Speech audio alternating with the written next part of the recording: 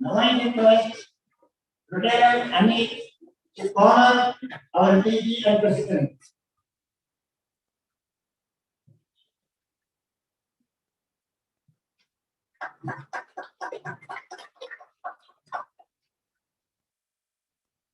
I request Dr. Raksha Jain to be the inauguration. Raksha Jain.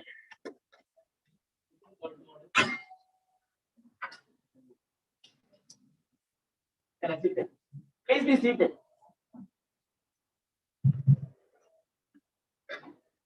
गणनायकाय गणदैवताय गणाध्यक्षाय धीमहि गुणशरीराय गुणमण्डिताय गुणेशानाय धीमहि गुणातीताय गुणाधीशाय गुणेशाय धीमहि एकदन्ताय वक्रतुण्डाय गौरीतनयाय धीमहि गजेशानाय भालचन्द्राय श्रीगणेशाय धीमहि गानचतुराय गानप्राणाय गानपरात्मने गानोत्सुकाय गानमत्ताय गानोत्सुकमनसे गुरुपूजिताय गुरुदैवताय गुरुकुलस्थायिने गुरुविक्रमाय गुह्यप्रवराय गुरवे गुणगुरवे गुरुदैत्यगलक्षेत्रे गुरुधर्मसदाराध्याय गुरुपुत्र परेत्रात्रे गुरुपाखण्डखण्डाय गीतसाराय गीततत्त्वाय गीतगोत्राय धीमहि गूढगुल्फाय गन्धमत्ताय गोजयप्रदाय धीमहि गुणातीताय गुणाधीशाय गुणप्रविष्टाय धीमहि एकदन्ताय वक्रतुण्डाय गौरीतनयाय धीमहि गजेशानाय भालचन्द्राय श्रीगणेशाय धीमहि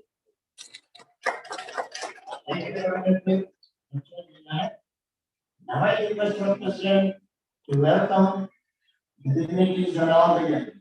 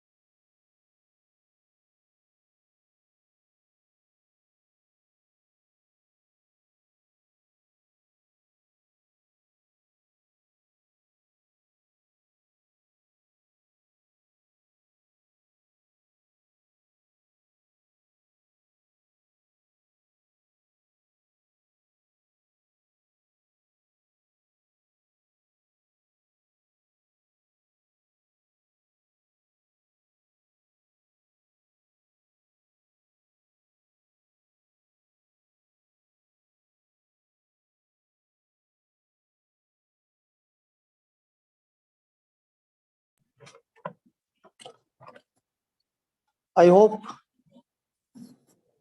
I may start this session by saying I think noble, but some people may not think it is noble, genuine. But I am quoting the person, very well, Shakespeare. Once Shakespeare said, "The riddles of life is solved by death alone." Do you believe or not? Do you agree or not? I do. Still, there is a meaning in that. To say in elaborate. In Kannada, it says, Samasya Mukti Sav. Dr. Sharadji. Samasya Mukti Sav. So we won't believe it. When problem comes, death is the solution? No. Just go beyond that philosophical thinking, that too said by Shakespeare. Why he said so? All of you know, he's a paper boy, and afterwards became a writer and dramatist. Of course, lot of. He lived between 1568 to around 1638 in between. Particularly, he was a big man, very famous man around 1600. Still, at that time, he has got everything, all of. But at that time, once again, downfall began actually. How? The big theater of him was burnt.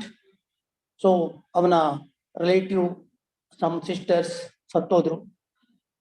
So, avana theater suttoitu. Once again, he faced the problem which he faced in childhood. Aga, on his novel, he used to say this word. Once again, problems. Once again, problem. How to face that problem once again? You have faced already, and again you have to face. That too in engage, but now he is a older, that he has to face. At that time, he said that what the famous word, the riddles of life is solved by death alone. So ಸಾವಿನ ಮೂಲಕ ನಮ್ಮ ಸಮಸ್ಯೆ ಬಂತು ಅಂತ ಹೇಳಿಬಿಟ್ರೆ ಸಾವಿನ ಮೂಲಕ ಎಲ್ಲ ಸಾಲ್ವ್ ಆಗ್ಬೋದು. So no, not like that. Once again, we have to fight against the problem. So you must believe that we will get through from this problem and we have to face. ಸಮುದ್ರದ ನಡುವೆ ನಾವು ಬಿದ್ದಾಗ ನಮ್ಗೆ ಗೊತ್ತಿದೆ ನಾವು ಬದುಕೋದಿಲ್ಲ ಅಂತ. ಆದ್ರೂ ನಮ್ಮ ಕೈ ಕಾಲೆಲ್ಲ ಪಡೆದು ಏನ್ ಪ್ರಯತ್ನ ಮಾಡ್ತೇವೆ, ಏನೋ ದಡ ತುಂಬಾ ದೂರ ಇದೆ. Still we are struggling, of course, to save our life. That is, problem came. But to get rid of the problem, we must do hard. So ನಮ್ಮ ಪ್ರಯತ್ನ ನಾವು ಮಾಡ್ಬೋದು. Somebody may think, ಏನ್ ಹೇಳ್ತಾ ಇದ್ದಾರೆ, what is this? This is what is we have to face now. That means to get rid from the problems which you are daily facing or will be facing. So you must get the courage. How we can get the courage? So by developing ourselves. That is what? Skills and something like that goes on. This is not the time to elaborate all those things for me to say the purpose. This is the purpose, actual purpose. Rotary Academy for Higher Leadership Award. So in Rotary, different interact, Rotary, RAHLA, these are all things, very well. They are acquainted with all these things. So idu jeevanada problem, how to solve the problems, how to face the problems, how to get rid from the problems, how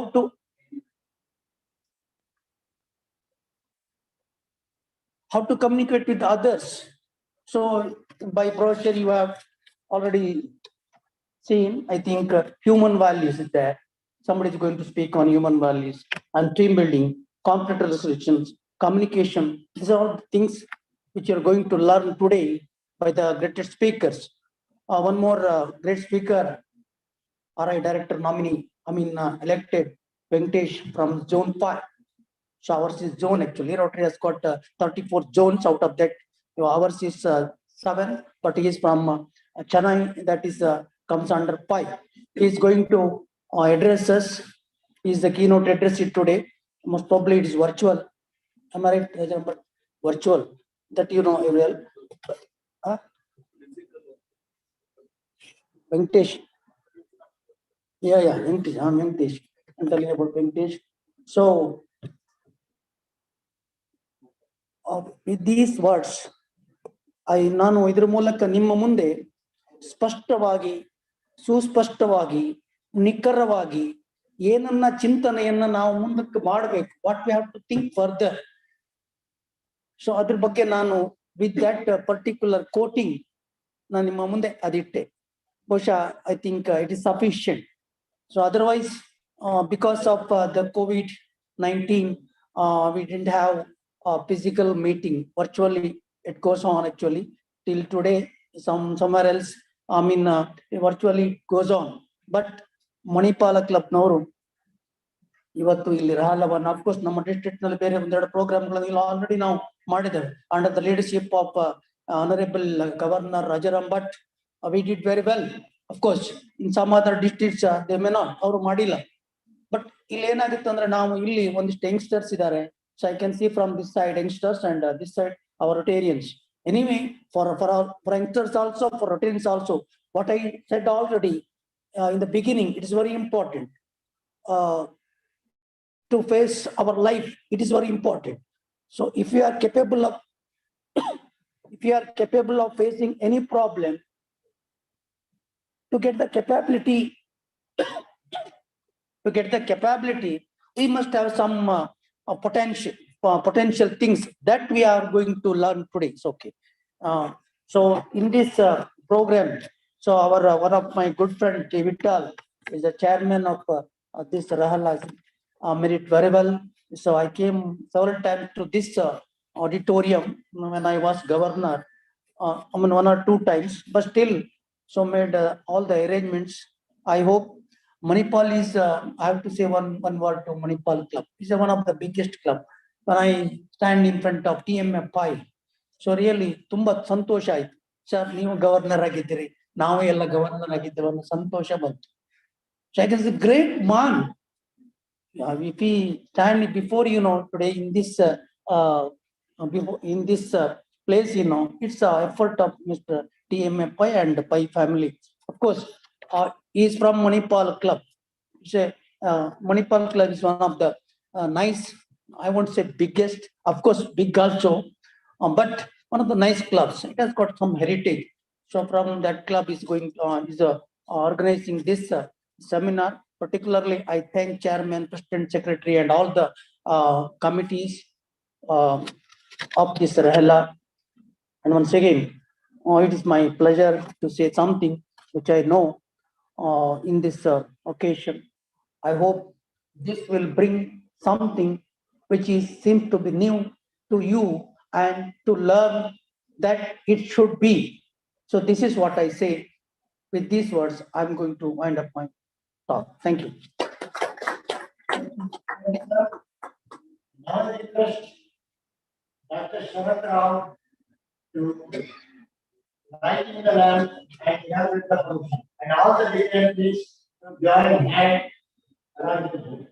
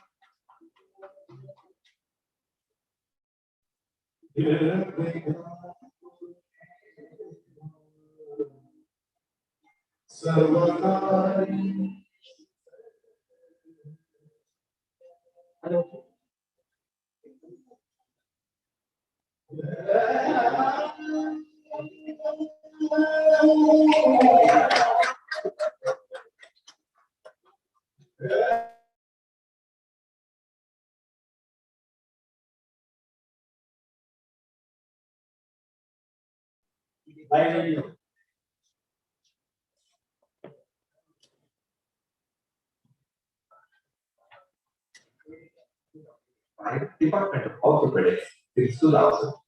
He has had a department of orthopedics KMC Manipal from 2009 to 2014 and as the Associate Dean KMC Manipal since 2015. He is the Dean of KMC Manipal since 2009.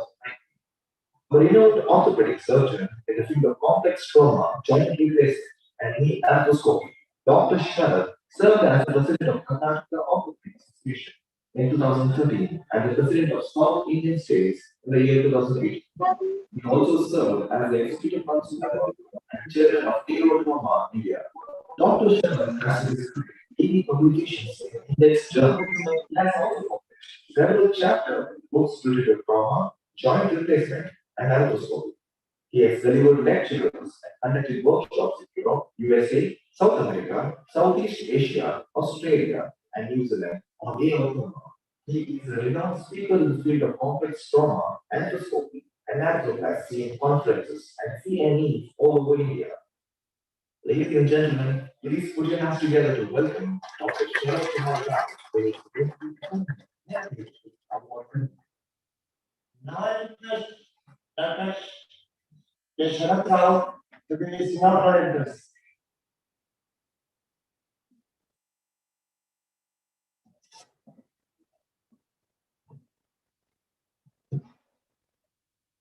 District Governor, Rotarian Rajaram Bhatt,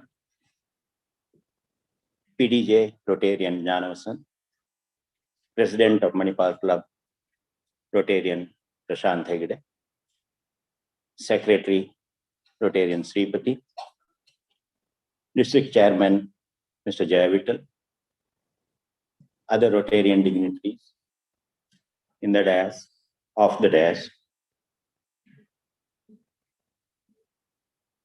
conducting leadership program for the youngsters and Rotarian is one of the yeoman service Rotary does to the community. For any development, growth, or economic sustainability of the community, leadership is very important. And this job of producing leaders from youngsters is a yeoman service. I thank Rotary Manipal for initiating this and continuing this program. I must thank Rotary for conducting this program in this hall.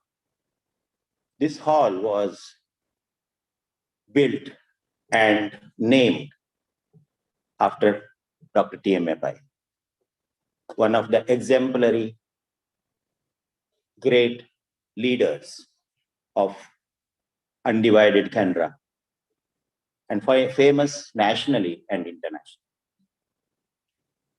He was a leader with all the characters of leadership molded into one. You take a positive attitude, right behavior, skillful communication, discipline, empathy, focus on whatever things he did, gratitude, humility, and genuinity. All these molded in one leader was Dr. T.M. Pai. That is why he became an inspirational leader. Inspired many in the society to become leaders. As a genuine leader, he was concerned with the society. He said, there are three menaces to a society: illiteracy, ill health, and poverty.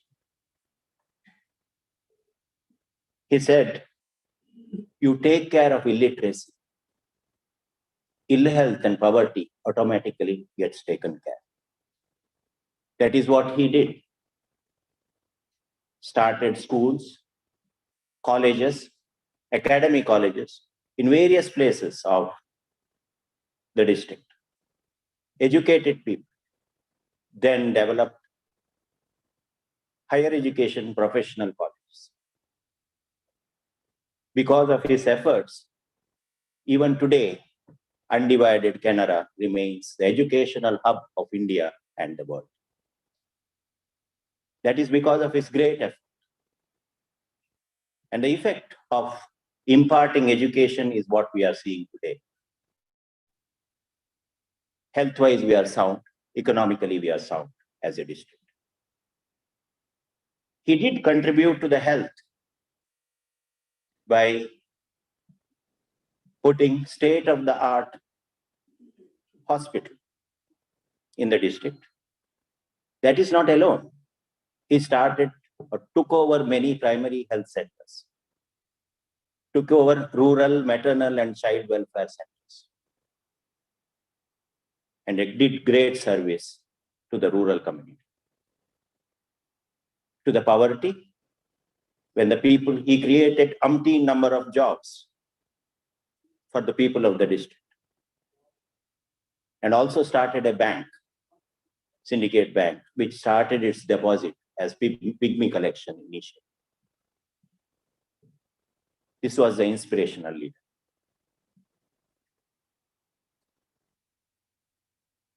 What is the best quality of a leader?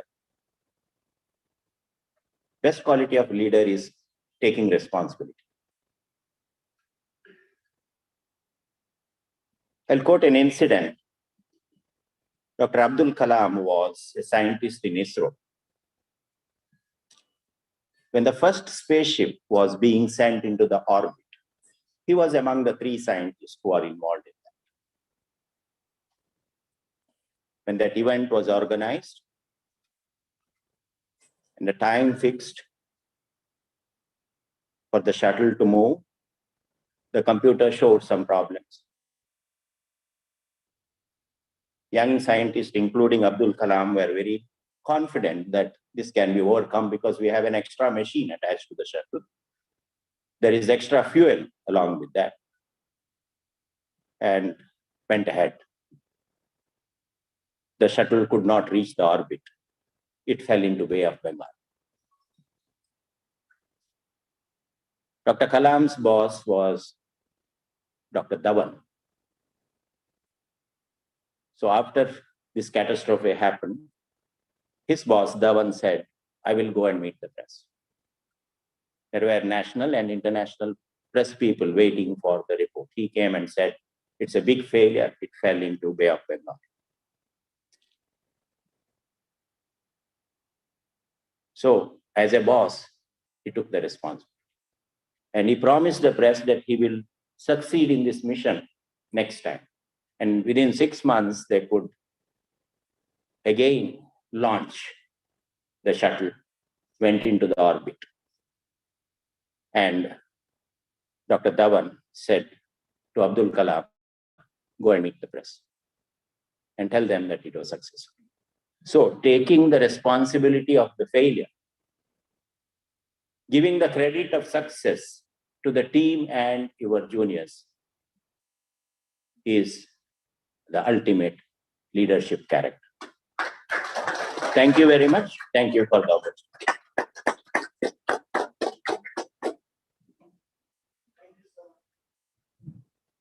Thank you.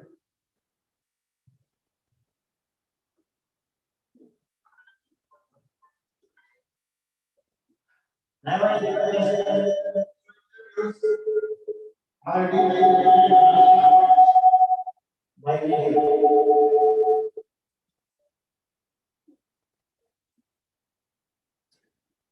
Now, today, when we join the workshop, join virtually, welcome you, sir.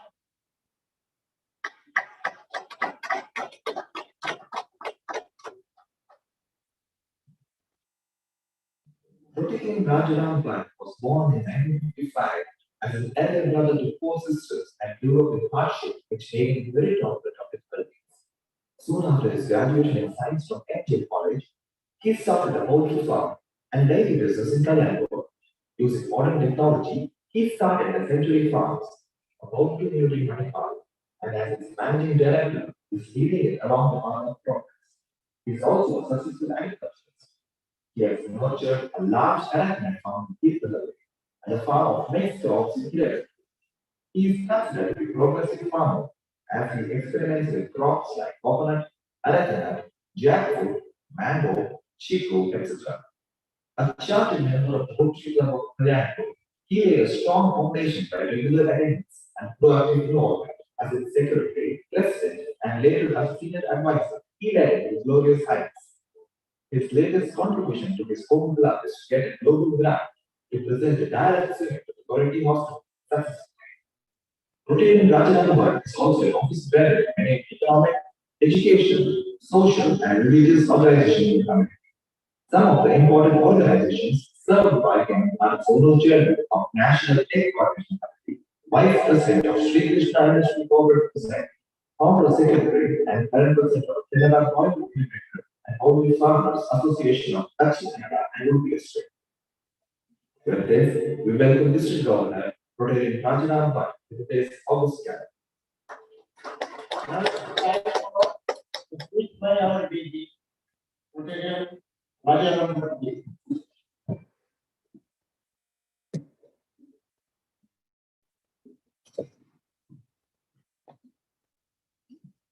Manipal Club President Prashant Hegde, our Director-elect Venkatesh, and our AG Anand, and District RAHLA Chairman David Tal, and our inaugurator K. Sharath Rao, Dean of Manipal University, and also District Secretary Sripati and Vice Chairman of this RAHLA Nagaraj sir, and distinguished guest. ನಮ್ಮ ಒಂದು ವರ್ಷ start ಆಗಿ 6.5 ತಿಂಗಳಾಯ್ತು. ಕಳೆದ ಒಂದು ವರ್ಷದಿಂದ ಯಾವ ಒಂದು ಫಿಸಿಕಲ್ ಮೀಟ್ ಮಾಡ್ಲಿಕ್ಕೆ ನಮಗೆ ಅವಕಾಶ ಸಿಗ್ಲಿಲ್ಲ because of corona. Last 7th of this month we conducted first our zonal district event cultural meet at Kopa near Tirthali Kupali. So very good gathering, 500, more than 500 people are there. This is the second district event we are hosting physically, thanks to the Corona and our leadership of our government also. So, but we must be very careful on this Corona also for the future of our programs. ಈ ಒಂದು RAHLA ಒಂದು ಕಾರ್ಯಕ್ರಮನ ನಾವು ಆದಷ್ಟು physical meeting ಮಾಡ್ಬೇಕಂತ ನಮ್ಮ ರೋಟರಿಯ ಉದ್ದೇಶ fellowship. Physical meeting ನಲ್ಲಿ ಸಿಕ್ಕಿದ ಫೆಲೋಶಿಪ್ ಬೇರೆ ಯಾವ್ದ್ರಲ್ಲೂ ಸಿಗ್ತಾ ಇಲ್ಲ. ನಾವು ತುಂಬಾ ವರ್ಚುವಲ್ ಮೀಟಿಂಗ್ ಮಾಡಿದ್ದೇವೆ. All the training we have done by virtual only. ತುಂಬಾ ಗೆಸ್ಟ್ ಸ್ಪೀಕರ್ಸ್ ಕರೆಸಿದ್ದೇವೆ. ಆದ್ರೆ ಬರ್ತಾ ಬರ್ತಾ ಜನ ಅದರಲ್ಲಿ ಇನ್ವಾಲ್ವ್ಮೆಂಟ್ ಕಡಿಮೆ ಆಗ್ತಾ ಇದೆ. ಸೊ ಫಿಸಿಕಲ್ ಮೀಟಿಂಗ್ ಮಾಡೋದು ನಮಗೆ ಅನಿವಾರ್ಯ ಕಂಡು ಬಂದಿದೆ. ಸೊ ಇವಾಗ ಈ ಒಂದು RAHLA Rotary Higher Leadership Academy of Higher Leadership, this one, it is conducted by our none other than our Jagvitar. 2 years back also he has conducted same thing in the same venue when the Abhinandan Shetty is the governor. ಯಾವುದೇ ಒಂದು ಜವಾಬ್ದಾರಿ ಕೊಟ್ರೆ ಜಯವಿಠಲ್ ಅವರು ಯಶಸ್ವಿಯಾಗಿ ನಡೆಸ್ತಾರೆ ಅನ್ನುವಂಥ ಧೈರ್ಯದಿಂದ ಅವರು ಕೊಟ್ಟಿದ್ದೇನೆ. ಅವರಿಗೂ ಸಹ ಅಭಿನಂದನೆಗಳು. ಹಾಗೂ ಅವರ ಕ್ಲಬ್ ಸಹ ಒಳ್ಳೆಯ ಒಂದು ಕ್ಲಬ್. ನಮ್ಮ ಡಿಸ್ಟ್ರಿಕ್ಟ್ ಟ್ರೈನರ್ ಜ್ಞಾನವಂತ ಅಂತ ಅವರು ಹೇಳಿದ್ರು. ಸೊ ಅವರಿಗೂ ಸಹ ಕ್ಲಬ್ಬಿಗೂ ಸಹ ಅಭಿನಂದನೆ ಸಲ್ಲಿಸ್ತಾ ಇದ್ದೇನೆ. ನಾವು ಯಂಗ್ಸ್ಟರ್ಸ್ಗೆ RAHLA ಅಂತ ಮಾಡ್ತೇವೆ, ರೋಡ್ ಟ್ರ್ಯಾಕ್ಟರ್ಸ್ಗೆ ಇವರಿಗೆ ಟ್ರೈನಿಂಗಿಗೆ. ಅದನ್ನ ನೆಕ್ಸ್ಟ್ ಏಪ್ರಿಲ್ ಮೇ ಅಲ್ಲಿ ಹಾಸನದವರು ಮಾಡ್ಲಿಕ್ಕಿದ್ದಾರೆ. ಇದು ರೋಟೇರಿಯನ್ಸ್ ಅವರಿಗೆ ಹೈಯರ್ ಲೀಡರ್ಶಿಪ್ ಅವಾರ್ಡ್. ನಿಮ್ಮ ಒಂದು ಸ್ಕಿಲ್ ಡೆವಲಪ್ಮೆಂಟ್ ಇರ್ಬೋದು, ಕಮ್ಯುನಿಕೇಶನ್ ಡೆವಲಪ್ಮೆಂಟ್ ಇರ್ಬೋದು, ಮತ್ತೆ ಸ್ಟ್ರೆಸ್ ರಿಲ್ಯಾಕ್ಸಿಂಗ್ ಇರ್ಬೋದು. ಸೊ ಒಳ್ಳೊಳ್ಳೆ ಸ್ಪೀಕರ್ಸ್ ಅನ್ನ ಕರೆಸಿದ್ದಾರೆ. ಅದರ ಒಂದು ಪ್ರಯೋಜನ ಪಡ್ಕೊಂಡು ತಮ್ಮ ಒಂದು ಲೀಡರ್ಶಿಪ್ ಕ್ವಾಲಿಟಿ ಇನ್ನೂ ಇಂಪ್ರೂವ್ ಮಾಡಿ. ಬಿಕಾಸ್ ರೋಟರಿಯಲ್ಲಿ ಇರುವುದೇ ಅಲ್ಲ ಲೀಡರ್ಸ್, ರೋಟರಿ ಕಲಿಸುವುದೇ ಲೀಡರ್ಶಿಪ್ ಗೋಸ್ಕರ. ಸೊ ಅದನ್ನ ನೀವೆಲ್ಲರೂ ಇಂಪ್ರೂವ್ ಮಾಡಿ ಅಂತ ಈ ಸಂದರ್ಭದಲ್ಲಿ ನಿಮ್ಗೆಲ್ಲ ಕರೆ ಕೊಡ್ತಾ ಇದ್ದೇನೆ. ಸೊ ಈ ಒಂದು ಇವೆಂಟು ಮಧ್ಯಾಹ್ನ ಸಂಜೆವರೆಗೆ ಇದೆ. ಎಲ್ಲರೂ ಇದರಲ್ಲಿ ಇನ್ವಾಲ್ವ್ ಆಗಿ ತಮ್ಮ ಒಂದು ಜ್ಞಾನವನ್ನು ಹೆಚ್ಚಿಸಿಕೊಳ್ಳಿ. ಪುನಃ ಇದನ್ನ ಆನ್ಲೈನ್ ನಲ್ಲಿ ಸಹ ಈಗ ಬಿಡುಗಡೆ ಮಾಡಿದ್ದೇವೆ. ಯಾರು ಇಲ್ಲಿ ಪಾರ್ಟಿಸಿಪೇಟ್ ಮಾಡಲಿಲ್ಲ, ಆನ್ಲೈನ್ ನಲ್ಲಾದ್ರೂ ಅದನ್ನ ನೋಡ್ಕೊಂಡು ತಮ್ಮ ಲೀಡರ್ಶಿಪ್ ಅನ್ನ ಡೆವಲಪ್ ಮಾಡ್ಕೊಳ್ಳಿ ಅಂತ ಹೇಳ್ತಾ ಈ ಒಂದು ಅವಕಾಶಕ್ಕಾಗಿ ಜೈ ವಿಠಲ್ ಹಾಗೂ ಮಣಿಪಾಲ್ ಕ್ಲಬ್ಗೆ ಅಭಿನಂದಿಸ್ತಾ, ಈ ಒಂದು ಸ್ಥಳಾವಕಾಶ ಕೊಟ್ಟ ಮಾಯವರಿಗೂ ಸಹ ಅಭಿನಂದಿಸ್ತಾ, 45 ವರ್ಷದ ಹಿಂದೆ ಇವರ ಒಂದು ಮಾಧವ್ ಪೈ ಅವರ ಇನ್ಸ್ಪಿರೇಷನ್ ಹಿಂದೆ ನಾನು ಒಂದು ಪೋಲ್ಟ್ರಿ ಸ್ಟಾಲ್ ಸ್ಟಾರ್ಟ್ ಮಾಡಿದ್ದು ಇವತ್ತಿಗೂ ಒಂದು ಒಳ್ಳೆ ರೀತಿ ರನ್ ಆಗ್ತಿದೆ. ಇದನ್ನ ಹೇಳಲಿಕ್ಕೆ ಸಂತೋಷ ಪಡ್ತಾ ಇದ್ದೇನೆ. ಸೊ ಎಲ್ಲರಿಗೂ ನಮಸ್ಕಾರ. Thank you, sir.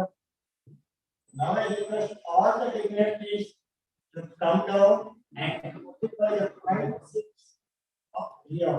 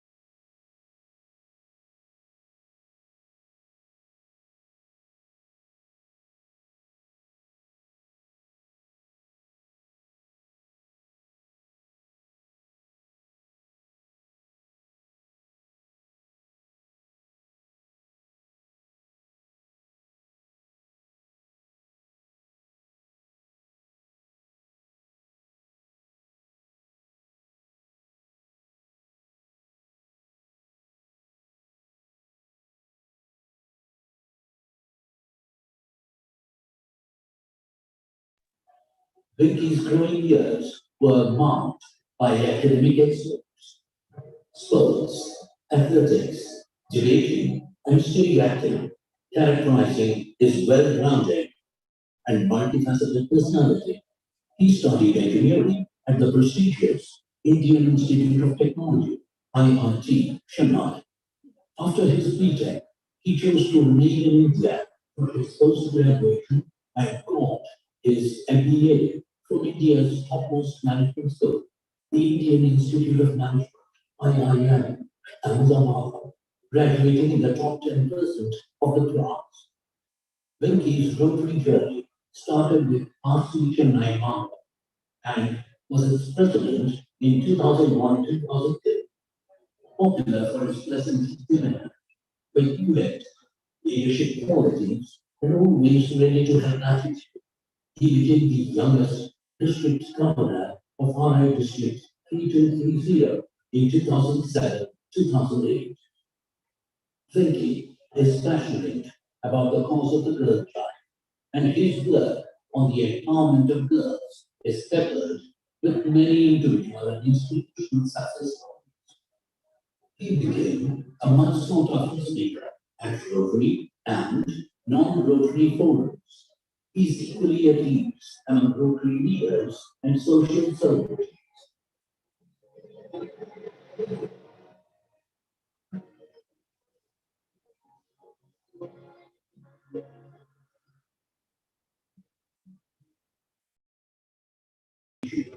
Where he was actively involved in Rotary India Literacy Mission and was its National Executive Committee member and Joint Secretary. He has been a panelist at several breakout sessions at international conventions and has also represented the RI president at various conferences in India and abroad. Where he was part of the CO era in 2016, when he was selected to train the incoming governments at the International Assembly at San Diego in 2016 and again in 2017. He was Rotary coordinator during 2010-2013 and served as a trainer for coordinators at Chicago for 3 years, from 2015 to 2017. Both years included.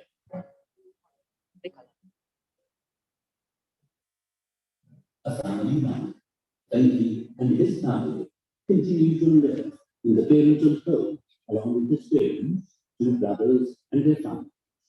His greatest inspiration is his father, a self-made man in whose footsteps he continues to follow the policies of live and let live, and kindness and generosity to all. Then he is married to Rotarian Vinita, and member of our street Chennai Towers, District 3232. Vinita is his classmate, a graduate of IIM Ahmedabad, and is a leading shipping professional in India. Venki and Vinita are parents of two daughters, Varsha and Karna, both of whom are IT professionals employed in the US and the UK.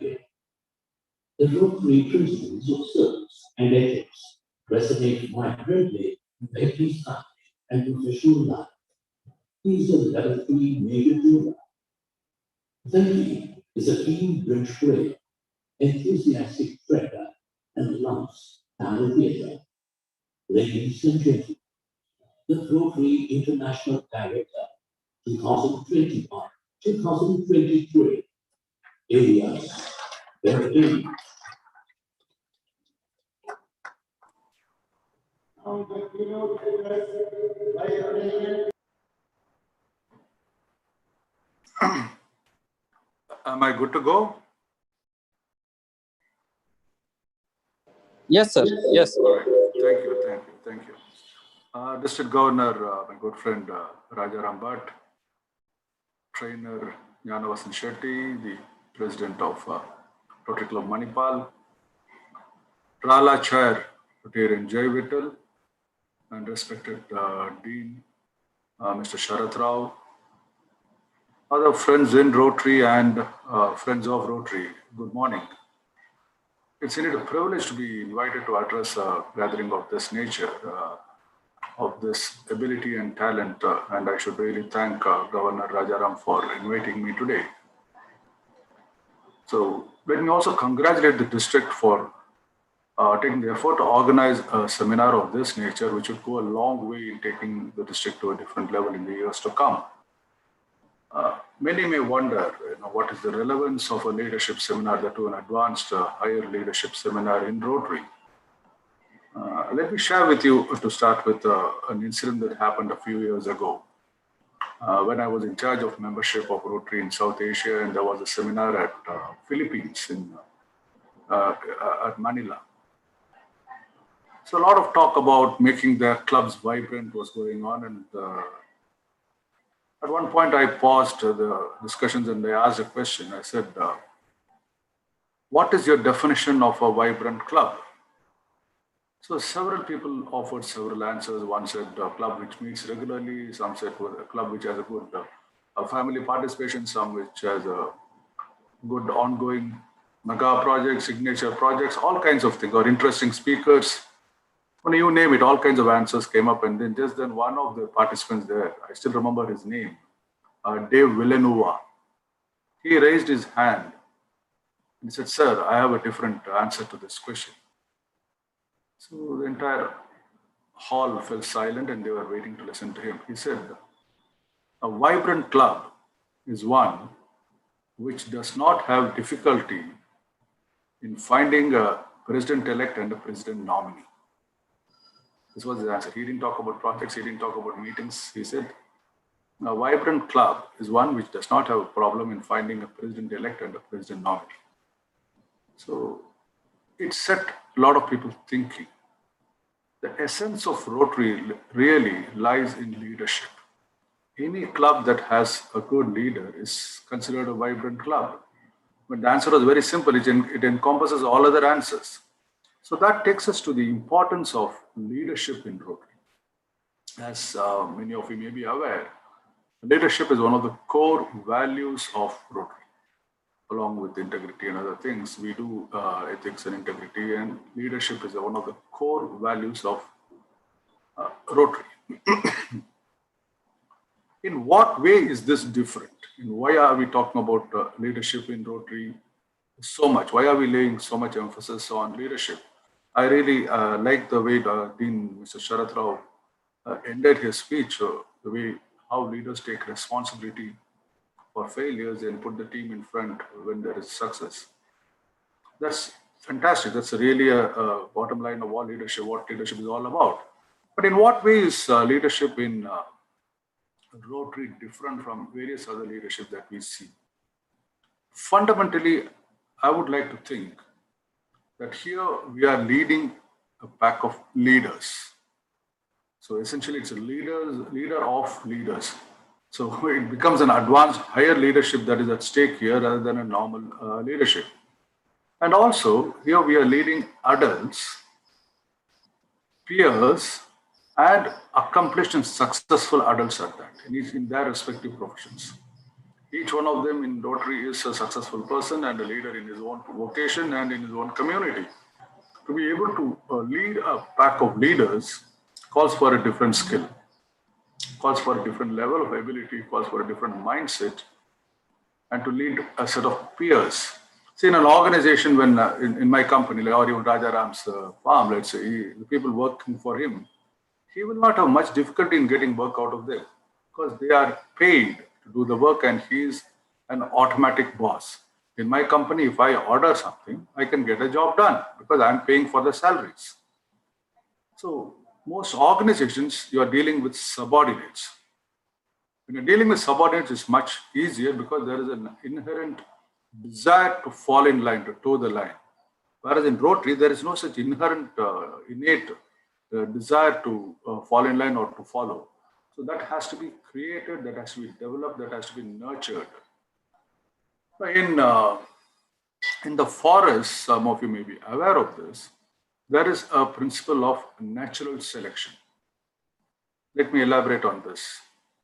Let's say a group of deer is running in the forest and a tiger is chasing them. The deer will be trying to, or the entire bunch of, let's say there are over 10 or 12 deer running there, and they will all be trying to run away from this tiger, and the tiger keeps chasing them. And at one point in time, the tiger will be able to catch the last deer for its prey. And the rest of them will run away. So what actually happens in this law of natural selection in the jungles is that now the average speed of the group increases because the slowest one is no more. There are 10. The 10th one, which was the slowest in the bunch, has been eaten away by the tiger and caught by the tiger. So the average speed of the group increases.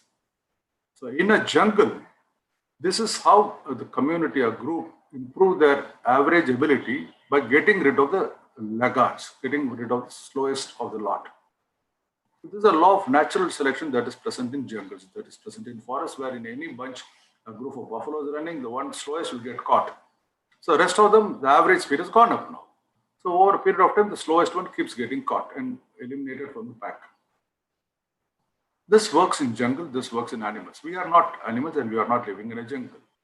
So in our group or in our community, if we don't want the laggards, the slowest ones or the less abled ones to be eliminated, then a leadership role is important enough to make sure the slowest one also improves their average running ability so that nobody gets left behind.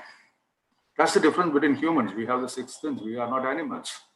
So we have to play a leadership role at every stage to ensure the lowest of the lot in a community gets elevated so that the average level of the group goes up, not by eliminating, but by elevating. That is the fundamental difference in leadership in these kinds of organizations. That is what Rotary is all about. Rotary is about elevating the downtrodden, improving the lifestyle, improving the standard of living so that the average standard of living of the nation or the community or the village or the city as a whole goes up. Not by removing them from the community as happens in jungles. So leadership in this kind of an organization, NGO, is very, very important and plays, in my opinion, plays a nation building role. Plays a nation building role by elevating the less fortunate of amongst us in our communities. So the job of a leader in Rotary is to ensure that the overall ability, overall talent pool, overall success rate of the group that he or she leads goes up. That is the job leadership role of a leader in an organization like Rotary. Now you may wonder, what does it take to become a leader in Rotary? What does it take? Of course, oft repeated, well-known facets and the parameters of leadership, of course, I'm sure most of you are aware of. Let me share with you my thoughts on these, some of which may fall in line or be aligned with what you think, some of which may not be. But for whatever it is worth, let me share my thoughts on these issues. First, I would think if you have to be a leader of leaders, advanced, higher level of leadership, then you have to make yourself worthy of being followed. See, the basic tenet of leadership implies that there is somebody who leads and there's somebody who follows. Otherwise, there is no leader. If there is a leader, there has to be somebody who follows. Only then can he or she be called a leader. So to be able to be called a leader or to be able to be acknowledged as a leader or recognized as a leader, the starting point is to make yourself worthy of being followed by virtue of knowledge or your behavior or your talent, whatever it takes in that facet of leadership that you are putting yourself in. So you need to be worthy of being followed. Only if there's a follower can there be leader. There cannot be a bunch of people where there is no follower and somebody says he's a leader. There's no leader there. So if you have to be a leader, you have to make yourself worthy, which means you need to up your knowledge levels or put up an exemplary behavior in terms of discipline, or conduct, or talent. Something has to be there which a follower does not have at that point in time. Only then he or she will be ready to follow you, because as all of us know, human life is all about searching for something that we don't have. I've shared this on several platforms. It's a human nature. We search for things that we don't have. I still remember when I was very young, when I was early 20s, I was in business and I was trying to negotiate a multi-crore contract for my company. And as I went in to discuss, the prospective clients looked up and down at me, and I was a young man of 23 then, thick mop of black hair, and you could make out that I was early 20s. I mean, there was no hiding that fact. And these prospective clients looked up and down at me and said, isn't there somebody senior in your organization to discuss this? So at that point, I really wished I had a lot of gray hair, and I wished I had a lot of salt and pepper hair so that they would have taken me seriously. And subsequently, 15, 17, 20 years later, when me and my wife, Vinita, we were at a discotheque at Chennai at the Park Hotel at Pasha discotheque on a Saturday night with some of our friends. It was a packed discotheque and we were dancing that evening, and I happened to stamp on somebody's foot because the dance floor was packed. As I turned around and I said, as my natural instinct, I said, "Oh, I'm sorry, I didn't mean to hurt you." And there was a young girl whose foot I had stamped. She looked up down at me and said, "It's all right, uncle." And that is the time I wished I did not have any gray hair. And I'm sure somewhere down the line, when I've lost my hair, I would wish I had hair. I mean, even a simple thing like having hair, it's all about, if you notice, at different points in time, one searches for something that one does not have. When I had black hair, I was looking for gray hair. When I had gray hair, I was looking for black hair. Probably when I don't have hair, I'll be looking for hair. I know people who probably, they've lost some part of the hair there and they pull it from the side to the other side to cover up. So it's always about looking for something that you don't have. That's human nature. I mean, you need to be in constant search of things. That's something that you lack. So leadership is also that. If somebody has to follow you, if you are a leader and somebody has to follow you, he or she has to see something in you that he or she does not have.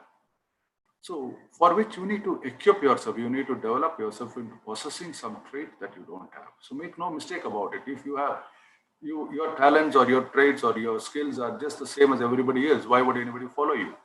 You need to develop yourself and equip yourself to possess something that the other person does not have. That is the first requirement. This is my opinion.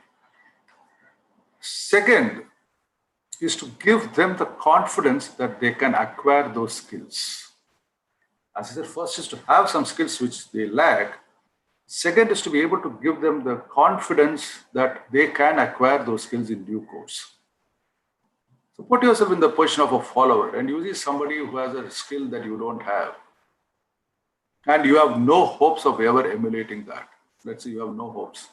why would you even waste your time following that person? Because you're not going to be elevating yourself at any point in time because you already have no hopes. On the other hand, if that leader who has the skill or a trait that you lack, and he or she is able to give you the confidence that, hey, listen, you can also be here, you can also get these skills, you can also acquire these talents, then you would be happy to follow them and with the hope that you will acquire those talents. So in as much as having a skill or a trait or a talent is important to be a leader, it's equally important to be able to give the confidence to the others that they can also acquire those. So only then would I be interested in following you. So having the skill is first. To give them the confidence that they can acquire those is second. And third comes the action, that to be able to elevate them to that level. So this is the sequence of leadership traits that would actually find followers. One, you should have the skill or the talent or the knowledge or the behavior or whatever, attitude, approach, whatever you want to call it, or relevant in that context. Second, to be able to give the confidence to the other person that they can acquire these, they can possess these in due course. And three, to be able to elevate them to that level in some point in time. If you have these set of three activities, three steps, then you could really be an advanced leader in a context like Rotary. Once you are able to set these three steps to leadership, then a few more things can easily be added. Can easily be added to the mix to get the proper right recipe of a good leader. One other trait that I would, which I heard Mr. Sharath Rao also mentioning in his address, is to be able to be empathetic. Let me elaborate on this. You should be able to lend an ear to what others are saying, be able to comprehend, understand what their problem is, and then be able to offer a solution. Be empathetic. You should be able to relate to the problem, relate to the situation that they are in, and be able to discuss, analyze, understand, and then finally come up with a package. No, it's a very pertinent statement somebody had made long back. I remember reading this somewhere that if you are not a part of the solution, then you are a part of the problem. If you are not part of the solution, then you are a part of the problem. So if you don't want to be a part of the problem, then you better equip yourself to be able to give a solution. And giving the solution starts with being empathetic, being able to put yourself in the other man's shoes and be able to understand, comprehend, and feel for that problem. Then the solution would come naturally. If you don't have a feel, if you don't have the ability to empathize, it's very difficult to come up with a solution that will be acceptable. You may come up with something theoretical, but that is not going to work. That's not going to be acceptable. So as a leader, you should be able to come up with acceptable, workable, implementable solutions. And that can happen only if you are empathetic, only if you are able to visualize and put yourself in their shoes. So the important thing is you need to be a part of the solution in any situation. Else, there is no two ways about it. If you are not a part of the solution, make no mistake, you are a part of the problem. So the choice is yours, whether you want to be a part of the problem or you want to be a part of the solution. And to be able to be a part of the solution, you have to be empathetic. So added to the earlier steps of leadership that I had mentioned about, I had outlined about, empathy is something that you need to develop, you need to acquire and practice. One more mix to this recipe is to know when to praise and when to criticize. This is a very, very, very important component, particularly in Rotary. I can tell you from experience, I've seen different situations, different scenarios where several leaders have failed because they failed to understand when one should praise and when one should criticize. As a simple rule, I mean, it's very logical, very simple, very easy to understand, but difficult to implement because sometimes the instincts get the better of us. Sometimes the instincts get the better of us. We forget these things. When I tell you now, you will think it's very simple, very, very, very ordinary in a way. But then, as I said, the impulse and the instinct sometimes get the better of us and we forget these fundamental facets of leadership, which is if you have to praise someone, please praise when a lot of people are there. Please praise somebody from a podium. Please praise somebody in a crowd. Please praise somebody when there are a lot of people, particularly his sort of friends. And when they are there, that is a time to praise that person. And if you found something faulty, which needs to be criticized, do it alone. When you have found something to criticize, do it alone. This is very simple. I mean, I don't think this requires much elaboration, but as I said, however simple it may sound, the trick is really to be able to implement it. I oftentimes say a leader has to really be poker faced. You shouldn't be able to make out from his or her face what is going on in his mind, because sometimes when something is not done right, our face lets us down, and everybody can immediately say that you are angry or you are upset or you are not so happy with what is going on, and that would, trust me, that would demotivate the other person. And that's the last thing you would want as a leader, to demotivate your team. So if you can try to be poker faced and not show it on your face, and then call that person aside separately, individually later on, and then say, hey, listen, this is not the way it should have been done. Maybe next time we should do it right. That would have a better impact than saying, oh no, that's not right. That's not going to take you far. So a leader, as many of us may know it, we need to practice this to be able to praise in a group and criticize when alone. That is something that we need to consciously practice. I'm very particular about the choice of words here. But this is not something that by instinct you will know. Because the human instinct is to, if you're not happy, sure you're not happy. If you're happy, sure you're happy. That is the natural instinct. But to be able to perform and deliver as a leader, you should be able to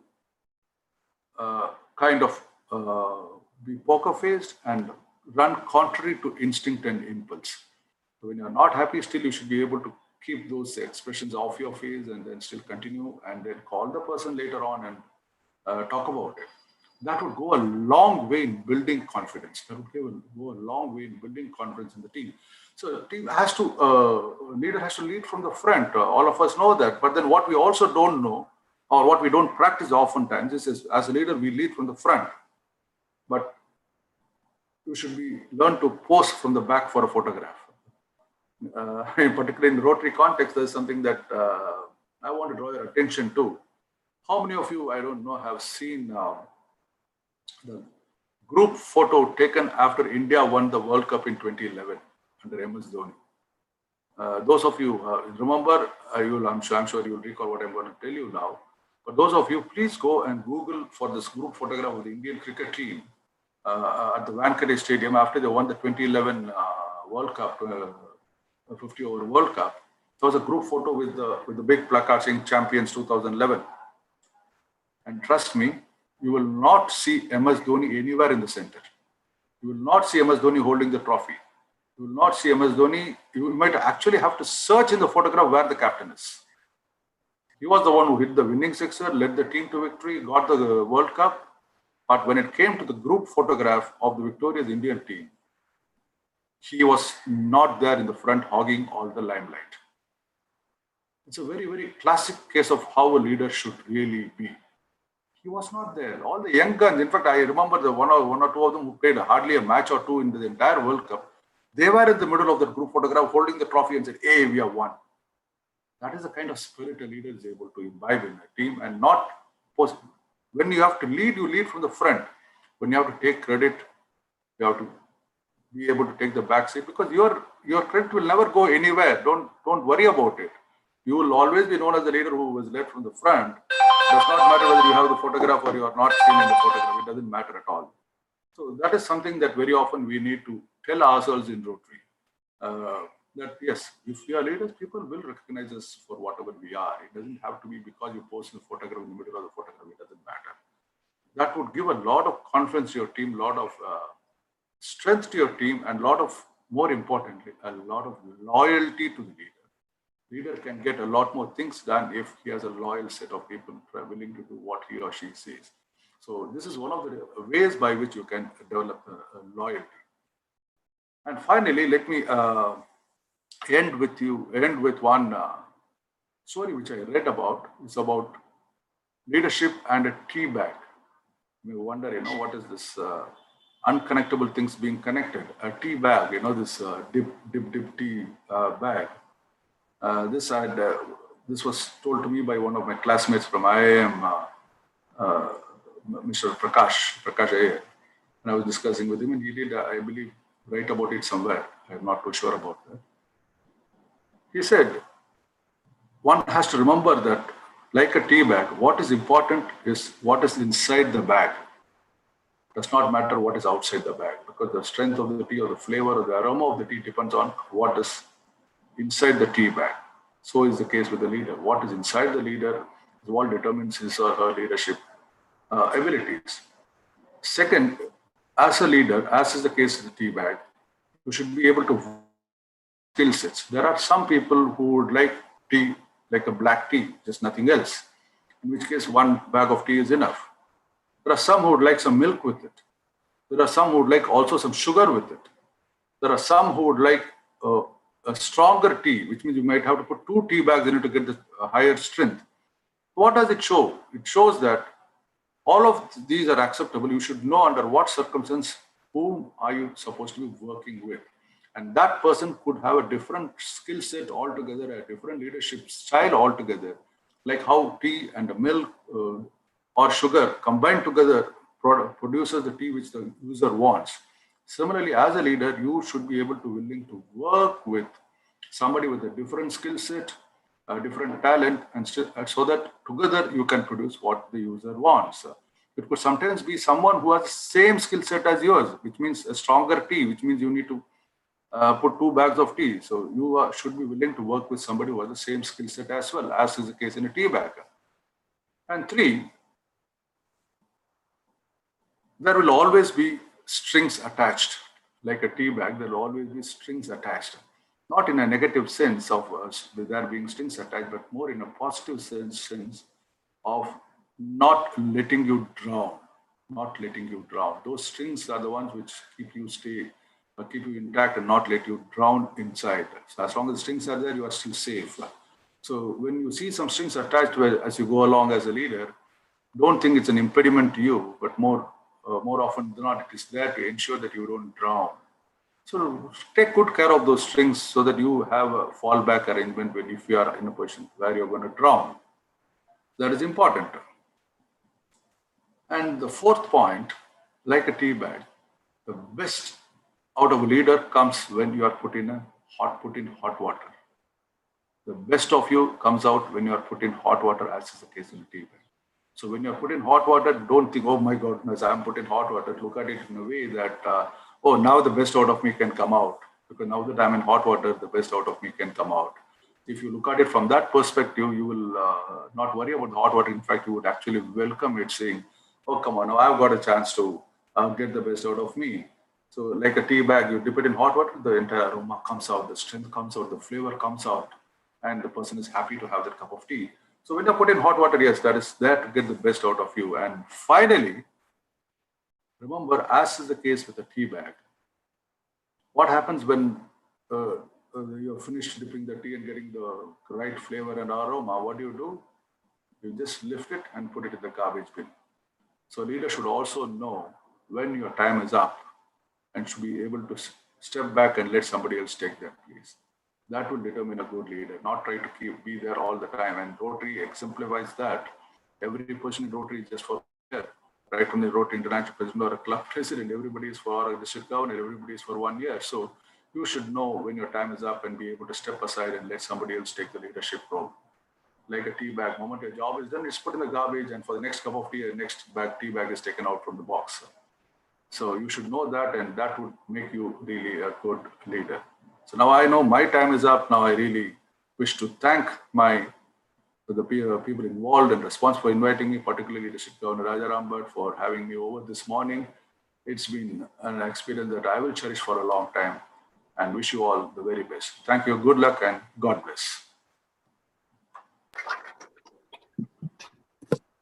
Thank you, sir. Thank you very much.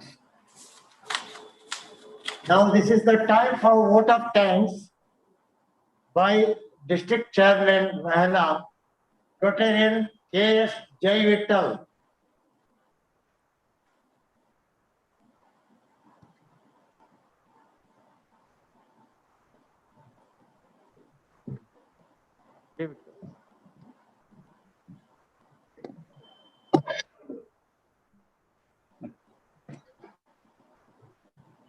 ಎಲ್ಲರಿಗೂ ನಮಸ್ಕಾರ. ಈ ಒಂದು ಕಾರ್ಯಕ್ರಮದಲ್ಲಿ ಈ inaugural ಸೆರೆಮನಿಯ vote of thanks ಕಾರ್ಯಕ್ರಮವನ್ನ ಈಗ ಮಾಡ್ತಾ ಇದ್ದೇವೆ.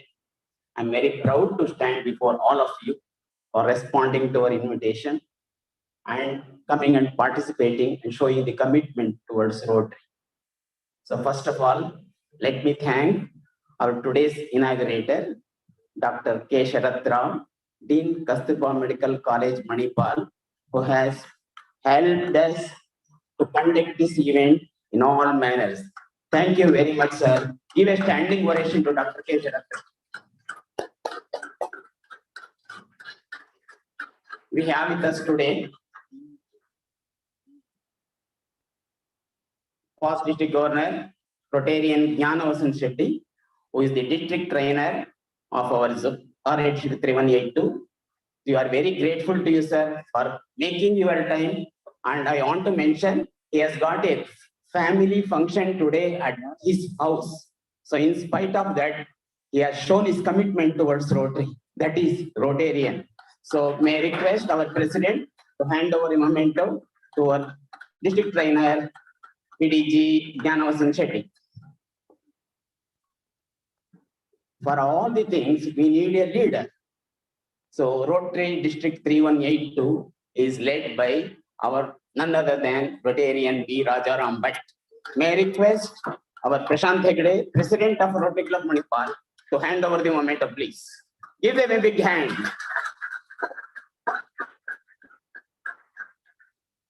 So other dignitaries who are there on the dais, our respected assistant governor, who is going to be the guest of honor in the evening function, and also our vice chairman, Nagraj, and our president and secretary of Rotary Club Manipal.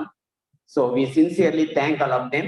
And it is our good fortune, we had the RI director nominee, Rotarian A.S. Venkatesh, who has addressed all of us. Give him a big hand in all these objects. So made it physical only, even though it was virtual. So in this context, I must thank our information system department of Mahe for helping in all the activities to conduct this event. And mainly, we sincerely thank Kasturba Medical College, Manipal, for providing the spacious hall to conduct this event. And lot of people have worked behind this one. To name, we have a zonal trainer, Dr. A. Ganesh, who has worked and from the beginning. And whenever we were calling the clubs, they were all very positive, and they told, even they will not come, but they told their positiveness, telling that we are coming.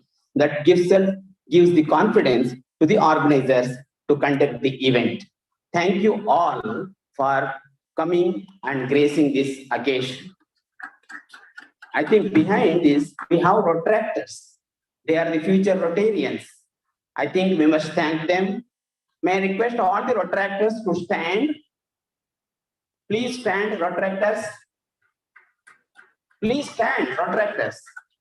Give them a big hand, all the Rotarians. Thank you. I think one lady behind all the audio visual section, we have Professor Dr. H.S. Shubha. Thank you very much, madam. The Master of Ceremony and will thank in the evening. I think the man who are working day and night for this is Rotarian Amit and Rotarian Ariga. So thank you all for making this event a grand success. We also thank the ಯಾರಿದ್ದಾರೆ ಯಾರಾದ್ರೂ ಬರ್ತೋಗಿದ್ಯಾ ಯಾರು ನಾನು MC ಕೇಳಿದೆ ಸಾಯಂಕಾಲ ಮಾಡೋಣ ಈಗಲೇ ಹೊರಟೋಗ್ಬಿಟ್ರೆ ಸಾಯಂಕಾಲ ತನಕ ಇರ್ಬೇಕಲ್ಲ. I think giving a big hand, nothing. We are not losing it. We are not paying. Thank you, one and all. Stay, enjoy, go with rich knowledge about leadership, communication, stress buster, human values, and public relation, a true to project Rotary. Thank you, one and all. Thank you. Thank you, sir. As Rotary directors have covered, go and enjoy, have your cup of tea, and come back soon because the next section starts. Thank you. Please go outside and have tea and come. 9:15 you can be here. 9:15 sharp, the program starts. Relax and come. Go out, relax and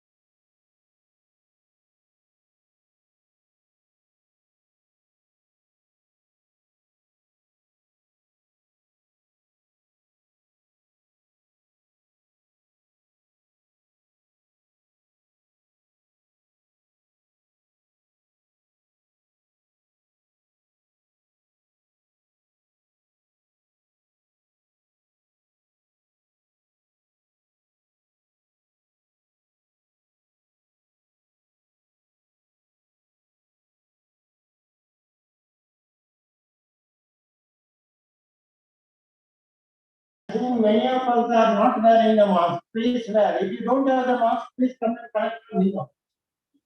And keep the distance. Don't mix up, please. Mobile cellular everything. Now I request Professor Simon George to come out to the diagram.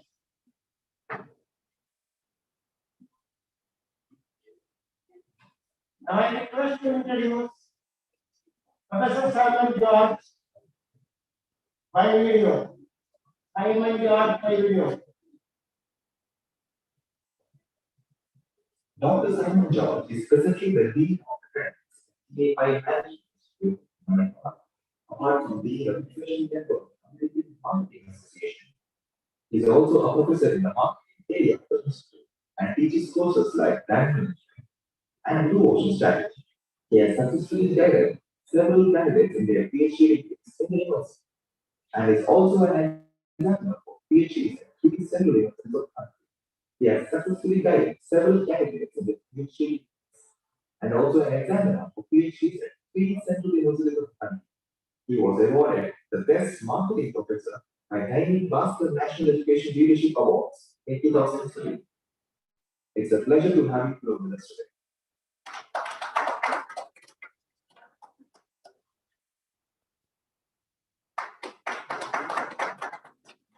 I request Professor Simon George to give his talk.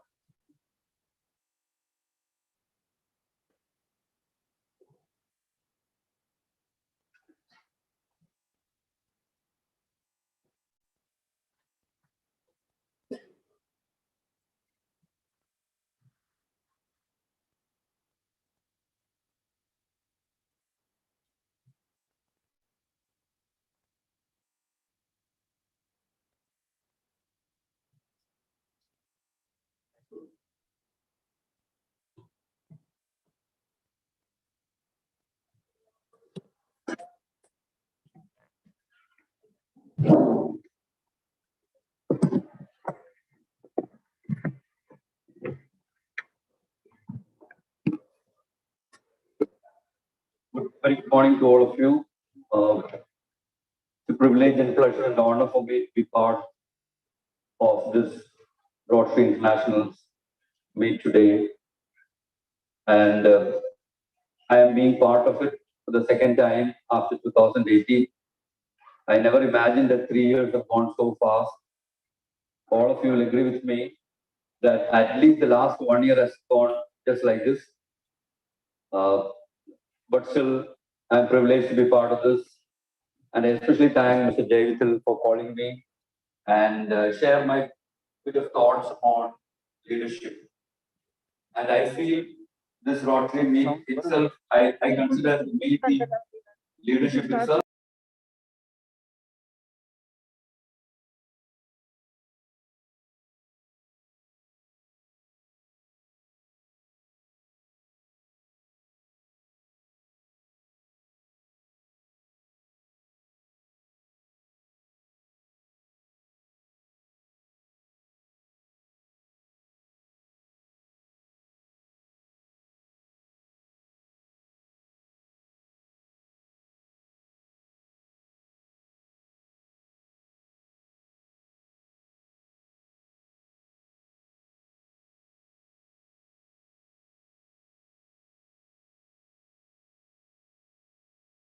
When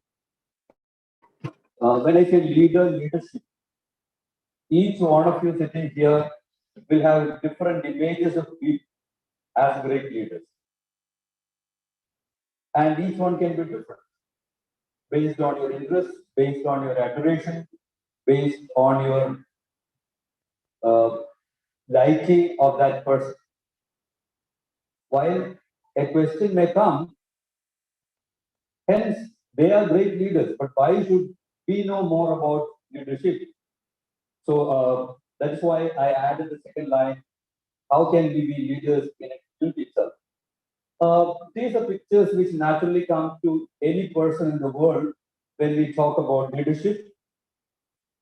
On this side is John F. Kennedy. I don't have to say about this. and Nelson Mandela, and then Ratan Tata. Okay. All of them are acknowledged great leaders. And what they did is describe, in fact, to some extent, the definition of what is leadership itself. The ability to influence a group towards achievement and goals. And each of them which I've shown have done that. I'm not going to describe them. Maybe each one of you know, Ratan Tata is leading one of the biggest organizations in India and all over the world. And Nelson Mandela fought for the movement of apartheid in South Africa. How many years have been jailed? And he won. He didn't give up, succeeded. And then Mahatma Gandhi, I don't have to describe. And then why I showed John F. Kennedy, not because he may be the greatest of US president, but I was fascinated by what he did in a shorter period of time. See, even very recently, some of you know that NASA launched Perseverance in Mars. So it's a great leap forward in space. While the first country to launch any satellite on space was Russia in 1956 by their Sputnik. So US suddenly realized that again, Russia has overtook us in capture of technology and especially through satellites. And they suddenly rose up. And in 1961, in a place in Dallas, this person, John F. Kennedy, said, yes, US have launched a satellite in 1957 called Sputnik, but I am going to commit to this meeting that before this decade ends, US is going to take man to moon. And this was in 1961. So the end of decade is 1970, 69 itself. All of you know, Neil Armstrong landed in moon 1969 November. But sad to see this man was killed in 1967. What I'm trying to say is, in the 1961, he gave a speech, but as a president, he mobilized the whole country to achieve something big. That's called leadership. What is your ability? So in that way, each one of them, and you can add your list of people. And if you look at people whom we admire as leaders, they have the great ability to help others along with them, along with them to achieve great goals. And that is leadership. While you may ask a question, I am going to not become a Nelson Mandela. I am not going to become a Mahatma Gandhi. I may not become a Ratan Tata. I may not become a John F. Kennedy. So why should I know more about leadership? So then the next set of people, you will find, I know 100% all city here know the person shown in picture in the last. And even if I am not the name, you know it. While this lady also, you know Mother Teresa. How many of you know the person in the middle? Please raise your hand. Have you heard Sulabh International, Sulabh Shauchalaya?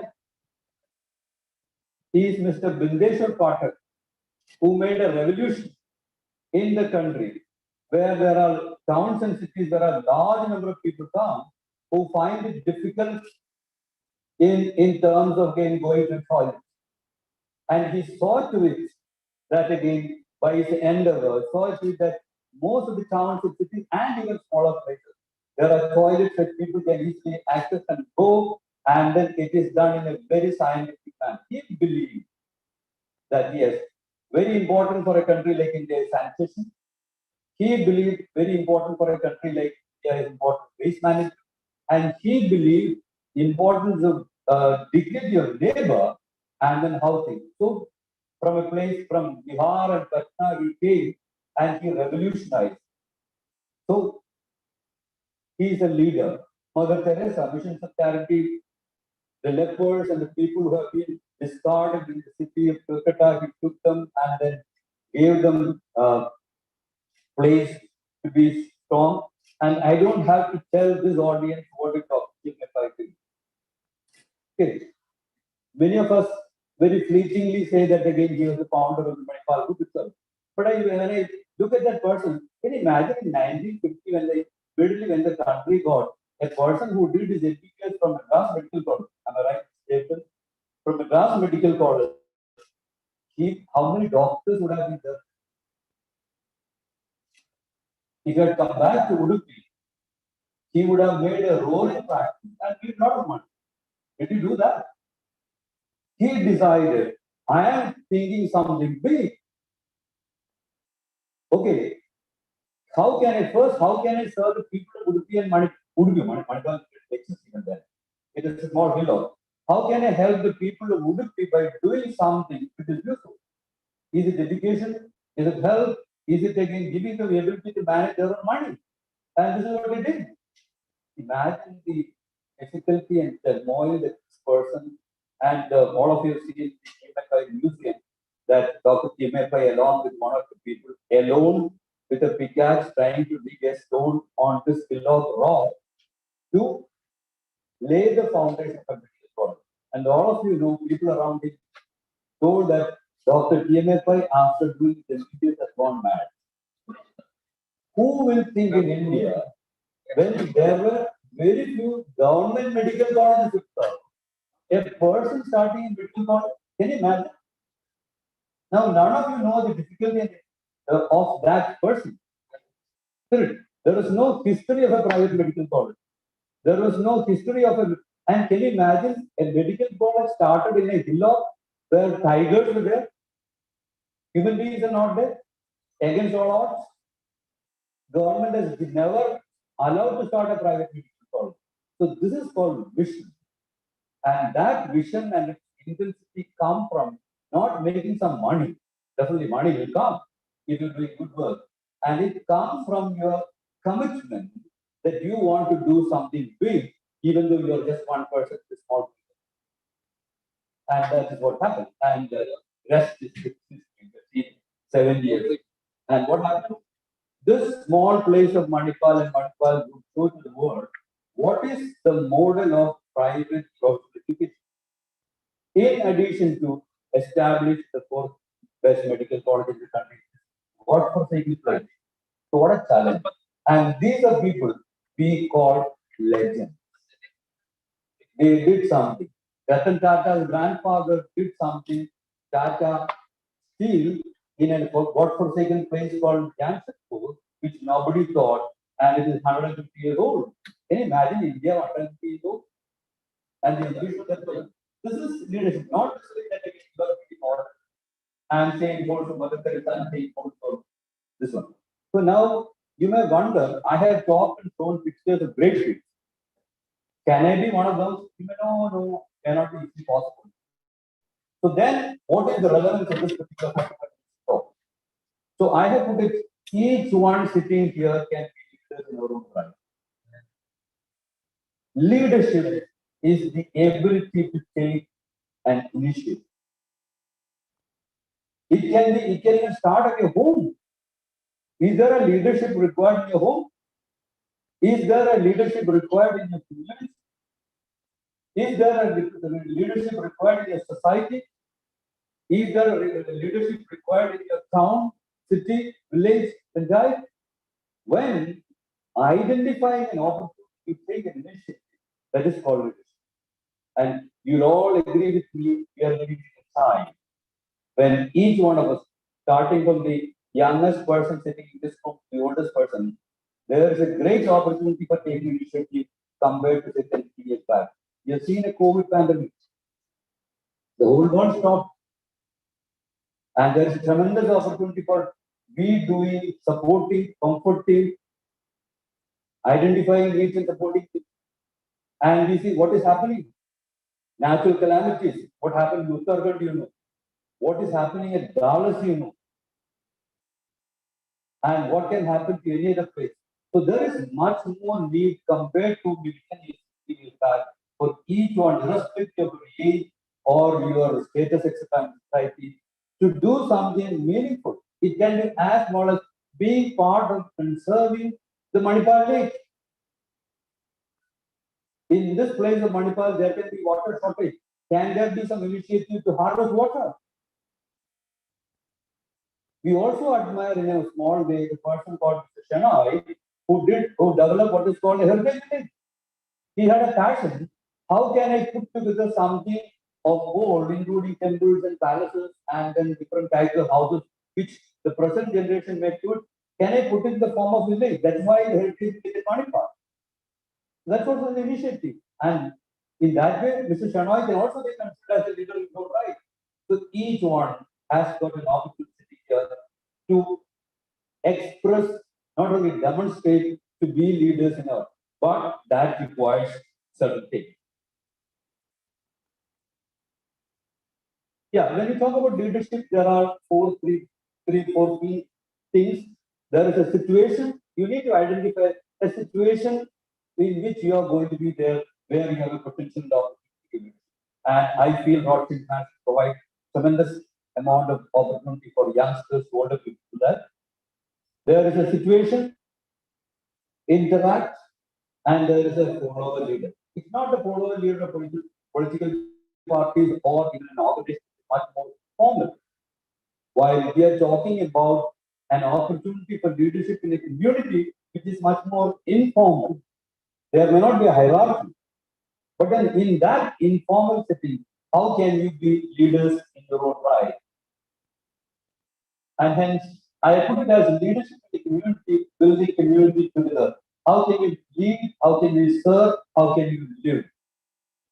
And more so in the present time. And we cannot afford to be laid back. So it is important to identify what is the sphere in which I am taking. Nobody may say you need to see an opportunity and then take initiative. So for how can you be a leader? I'm going to share something. Oh, please pardon me if it is a bit of a self-praise or boast. My intention is not that. So I'm sharing an experience from my life of 30 years in Manipal. It's please pardon me if it is a bit boastful. If I can do it, you can do it. First is to be a leader, you need to be aware and sensitive of things around. I remember I came in 1991 to Manipal in Saturday, and I'm completely Catholic. And when I came here, I was part of a church, small church, which is an Indian Protestant church, which is in Manipal, which has got about less than 10 members. And I'm talking about 90s. And if you look at 90s, there's a large number of students from RAHLA studying here, from all over the world, where each engineering, each medical college itself. So when the church leaders of this church was essentially headquartered in RAHLA, when they visited various other countries, their parents said, "Sir, I'm sending my child to Manipal, but we wish there is somebody once in a while to talk to and look after these kids when they come." Imagine parents in the US or Germany or Gulf or Australia, etc. And there's a great hope send a student studying in MBBS or engineering. They can go really wrong. So they said, why not we put a priest or a counselor in this small place of Manipal so that we can look after?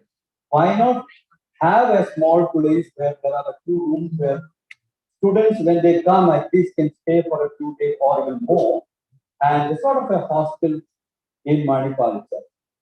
So when I came, I don't know how many of the old was in Saralabatu Road.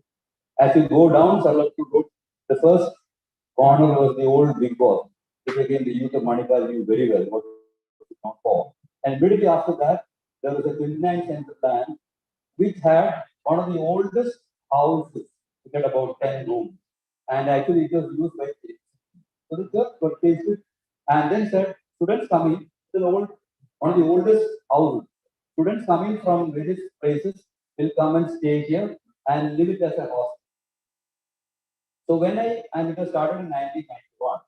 So when I came here, so we used to worship, come together for worship by more houses. When I come, I see the students saying, they're all from Australia or girls, etc. And this went on for 2-3 years. And every day I find there's so much of disgust and dissatisfaction to the faculty from the students by the students. So it was an old house. And it was managed by a counselor and a priest. And then I thought, what the hell is this church doing here? when there are excellent hospitals in Manipal, do you think the students will stay in this place? And what is the need? So I try to convince, and that is because of my commitment to this place, and maybe my understanding of what is management not about medicine, and what are things which are required. Then I found hostels for students to stay is not a priority for the church or this particular building, because Manipal has got some of the excellent hostels, and no student would like to stay here. And hence every day will be drudgery, every day will be complaints. So I convinced it was not very convincing because many of the parents from abroad had given money to purchase his land, and they are very clear about it at the hospital. But somehow one or two people prevailed on my idea. Let us think about something else. And this is where if I can think, you can think. And here there are people who thought that I'll take it up later. Is what is the requirement for a church using this place? And all of you know, a lot of people from different places come to Manipal for treatment. And before or after treatment, they may not like to stay in a ward for long. So they wish, imagine after discharge, but the doctor says stay for 10 more days, and you did not stay in a ward.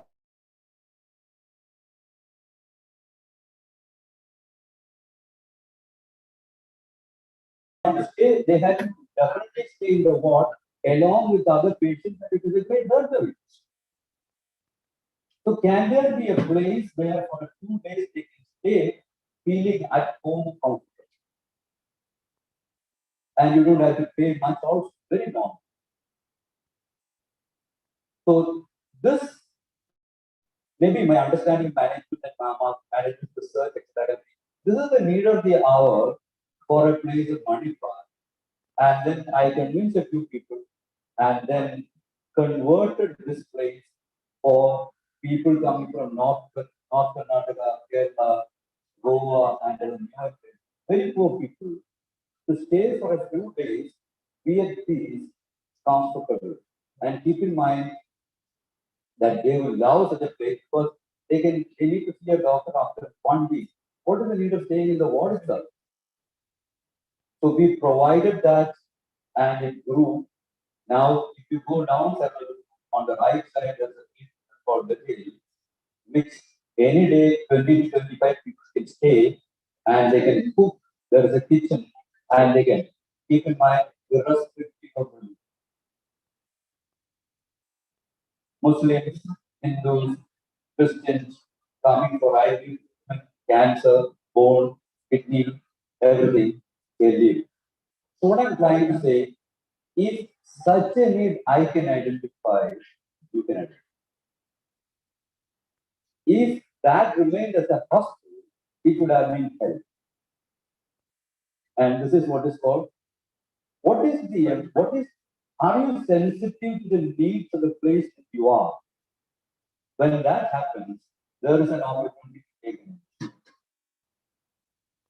Okay, and then, yes, it becomes effective, then do you have the ability? And then I could talk to many people who supported to contribute, and now it is a beautiful looking place. There is a place for playing, there are birds, etc. When imagine a cancer patient has come, he'll be always thinking about cancer and worry. So can you give an opportunity for the person to see something bright? See birds, see some drawing, cook on his own. But imagine if that person is remaining in the hospital itself for long, he will become much more negative. So are you able to provide that? So this type of opportunity is one example. I said, this if I can do, anyone sitting here can do. It's a question of you being sensitive and you have some ability, and more important is, are you committed? One of the reasons why I remained in TAP for so long, I got several offers from much better places during that time. What kept me in Manipal and Tappi is, apart from Tappi, it's an excellent place, and I was part of the journey of Tappi being a small place, one of the best beach schools in the country itself. That was a worthwhile, rewarding journey. But being part of the other hospital guidance center also motivated me. Okay. So in this context I am talking about it. So I'm not bragging, I'm a leader, but if you're taking an initiative, you are a leader. So Jayvital is part of our strength. You would have talked to him, why? You find out the motivation. That's an initiative. And hence we say he's also a leader. Because he was committed to certain things, and then of rehabilitation, of being praised of differently able people. And you ask him, why did he do it? When he was extremely busy with managing the university. So if you're committed, if you're clear, if you're aware, if you're sensitive, things can happen, things can move. But it's not only one. Awareness or sensitivity. Do you have the ability to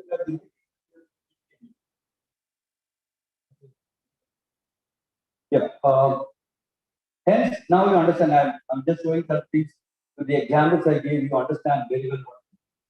Very important is again character leadership.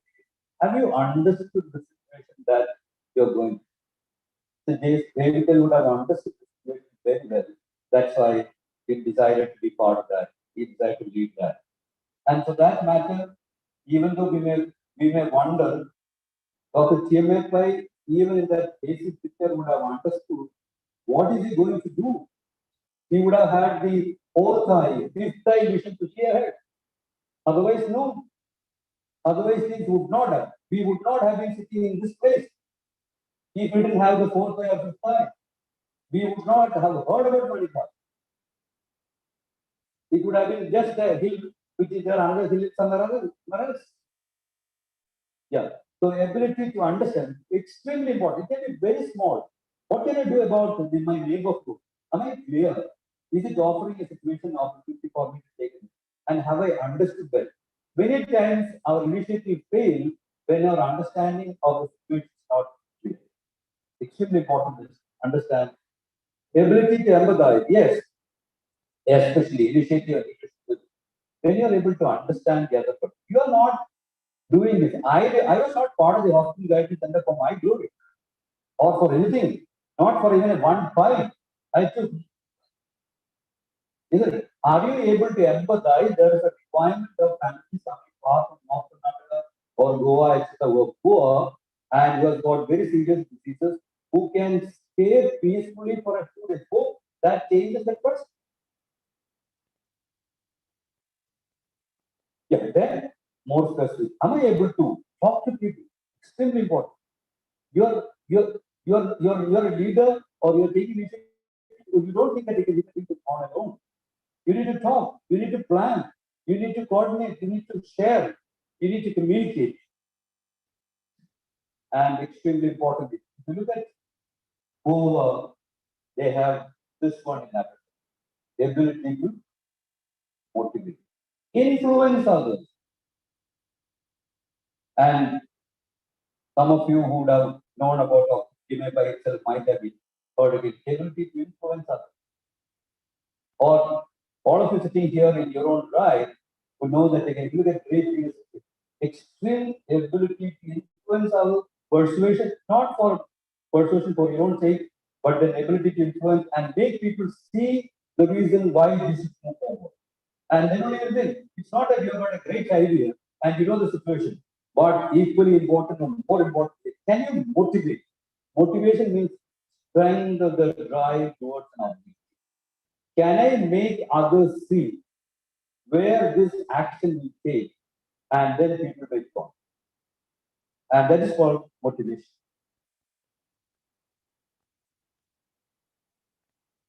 Yeah, when you know, you're able to communicate and guide people better. Not less important. And you know the sort of mission of Rotary International itself. And this is advance goodwill and peace around the world. All of you sitting here, are you on the same page? All of you agree? So maybe Rotary International started with how can we come together as professionals, students, businessmen, come together and do something overall to advance goodwill and around the world.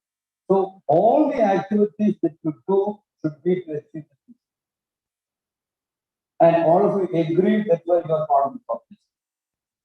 And hence, How to achieve how, hence what initiative you need to take, you got a choice. And this is a formally informal organization where there is, I think there is good platform to share what you can do around. That's why I think we've got districts and places to work. So when we take action and we mobilize people and have a set of people together, this is where our true colors come out. The success or failure of the activity that you're planning to take it forward along with others depend on your personality. And here, a person called MacGregor said, don't worry about theory and all, I'm not going to this at all. There are two kinds of people. All of us sitting here can fall into believers of theory X or believers of theory Y. Very simply said, theory X says you believe, that's what theory says, man is lazy by nature. That means if you are a believer of theory X, what do you feel? You feel that again, people around me are not so talented. I know everything. And hence, I need to continuously instruct, guide, push, because they don't know. That's called theory X. Theory Y is the opposite. Man is not lazy, he can be motivated. So if you are a believer of theory Y, you are just the opposite. You believe people around me are smart, good, and they have their own ability to take initiative and responsibility. So I need to be a coordinator and a glue because I trust in their abilities. All of you sitting here, if you dig deep today, night itself, see as parents. Are you a theory X parent or a theory Y? As a father and mother, I'm 65 or even 55, you say to the kid, I know everything, you better take it from me. There are parents like that who don't consider the child maybe about 15 years as an adult who has got the maturity to decide and do certain things and hence push. You study the course which I want. You don't have a choice. You do what I want. Make friends with this guy, not this guy. Yeah, it's important to say that. And too much of this comes from your belief that theory. Now I made you understand what you are. Theory Y is, as even parents, as even adults, as part of an organization, do you trust and have confidence in your child or people around? Okay, they will make a mistake, they will come back, they will understand. I need to be a good mentor, not a strong pusher of things. All of us come in between extreme of theory X and theory Y. So when you take initiative and become a leader, you show shades of theory X or theory. It's good to understand. And lot of leadership leaders you will find, and yeah, I'm not discussing. Hence, a person called Maslow, some of you studied that, Maslow said, all our needs can be 5. We may have thousands of needs, but then we fall under any of the physiological safety without the scheme. And this goes out. So this says a theory of X approach is required to satisfy human beings' lower needs, but a theory Y approach is satisfy higher needs. I'm not going because, as you know, leadership is such a vast area, you can go on days and all, but I know I would like to limit to 45 minutes. While in addition, you find, if you look at your style in your family, in your neighborhood, in Rotary, itself, you find you will fall under one of this. Are you a person who has got high concern for people, high concern for tasks? So if you are 9-1, what does it mean? You as a leader and a person has got high concern for tasks, but less concern for people. Some of us are like that.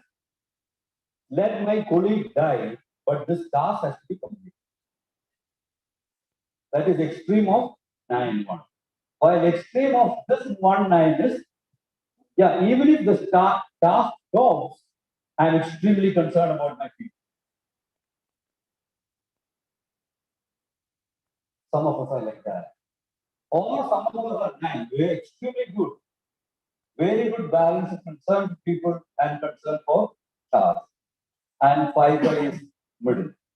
So each one of us in our family, in our place of work, in Rotary itself or in initiative, we can be one of it.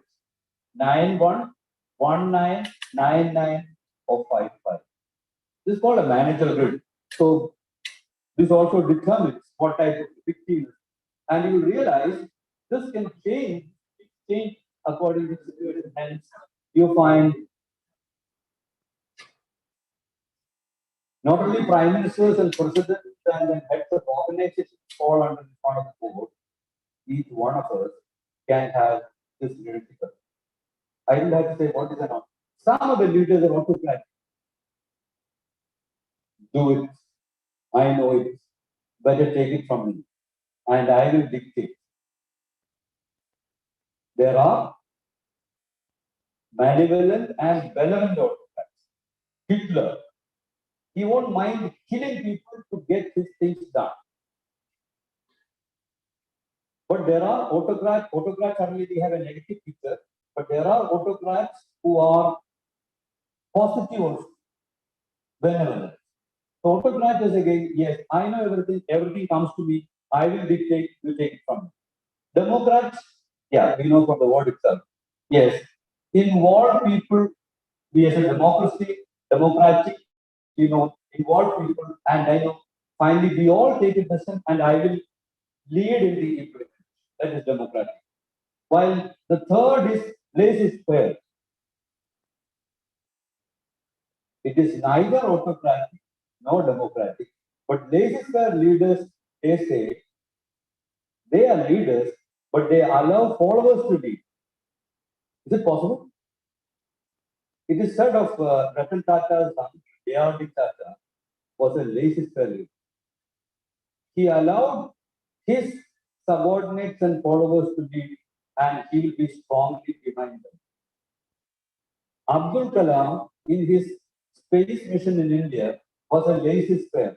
He will allow his followers to take the credit, not his credit. They will agree with me. I have also interacted with Dr. Ramdas. I will put him in this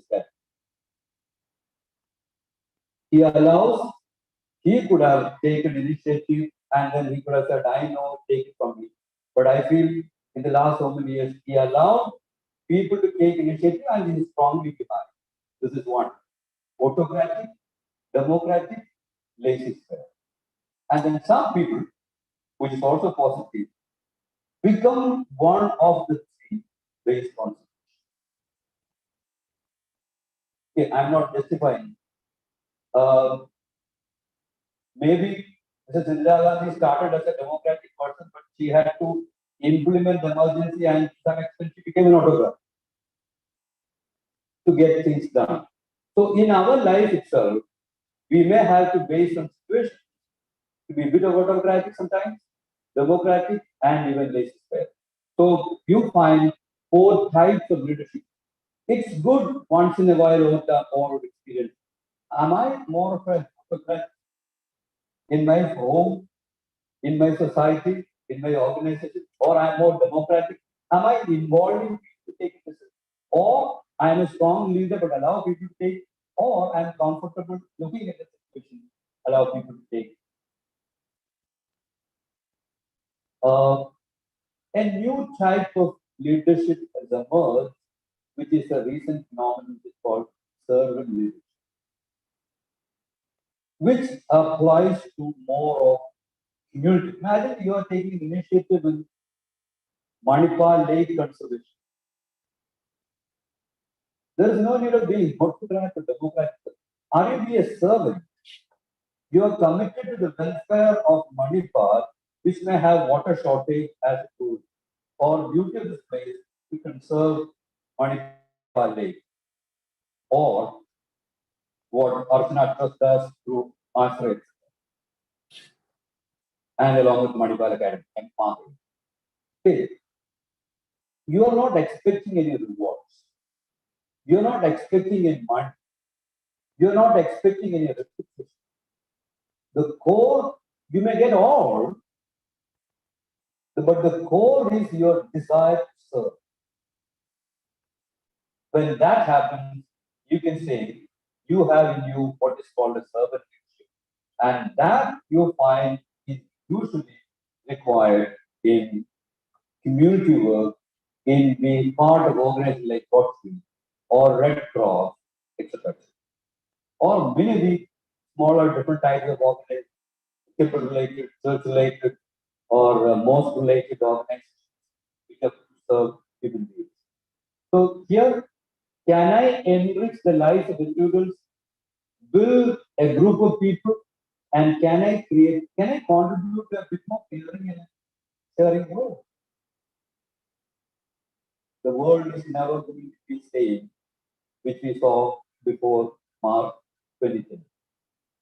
Pandemic may go, Corona may go, but we are never going to see the whole world. Please take it. If anyone is wishing that now vaccine has come and all of us are going to be vaccinated, we'll get immunity, but take it, whole world knows it's going to be a new normal and the world will be entirely different. And to be successful in that world, you need to adapt, change, and look at requirements. Right? You cannot be a self-centered, isolated person. And this is where the servant leadership comes, where I show the last slide.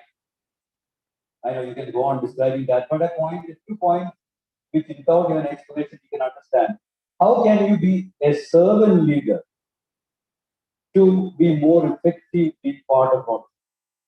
Or being part of any other social office or any other organization which is helping to create a better society, a community which is more ready to be out. This can only come from when you love human beings and environment. These are not fleeting words. You may love your children and wife, but then love a fellow human being, we may say through words. But then when it intensifies, aspects of the world, other things of the world happens. Otherwise, it will remain as it itself. Yeah, I'll give some money. Help. If you're genuinely interested, you look at your heart and say, have I got a genuine love for my fellow human being or for the environment? And if it is real environment, then you take initiative. How can I conserve water? How can I make the place more beautiful? How can I prevent pollution? What can be done to Malpe Beach to conserve it? Isn't it? How can temperature rise be controlled? Right? How many of you know that in Dallas last week, for 3 days, the temperature was minus 20 to 25, and all the houses had frozen ice. 2 days there was no electricity. They couldn't cook. There was no heating possible. There are older people, smaller children. Why is it happening? Because of the environment. We were least as human beings concerned with the environment. So you may think that again somebody internationally will take care of the environment. Do you have a responsibility to take care of the environment which is near your house or inside your house? There it starts. That's called initiative. Can I get a few people of my 20 households to do something to make this place clean, to again conserve water, to plant trees, to make it more green, and to reduce the increase in heat every day? Now 40 degree, 45 degree, 40 degree was very high. Now in India 50 is not very high. Do you think that we can live if it reaches 60? Yeah. So that can happen when each one of us has got a role. And then, yes, still, am I sensitive to sorrows and pain of others? You can be effective as a Rotary International member when you are sensitive. If it is for a membership thing, you can. But if you want to meaningfully contribute Rotary or any other organization, Am I sensitive to pain, sorrow, and need of others? Then only things will happen. Otherwise, be happy with an organization, company that you work, earn salary, and get away and live happily. But you cannot be effective if you don't have. Sensitive to pain need is there, but can I do my first step? I have been thinking about, I am very sensitive to pain, need, and sorrow, but going on for the last 20 years, pain. But more important is, can I take the first step? And then things happen. If you take the first step convincingly and then influence others, things can happen. And please don't think it cannot happen. And that's why I narrated my experience. And that's why I am here 30 years, apart from my cabinet also. Okay. And the church members were only 10. And we could come out with a campus which has got a small worshiping place, which has got a kitchen, which has got accommodation for people, which has got place for playing, etc. If that can happen, it can happen to anyone, provided you're very convinced about it. And so you can also share many examples like that.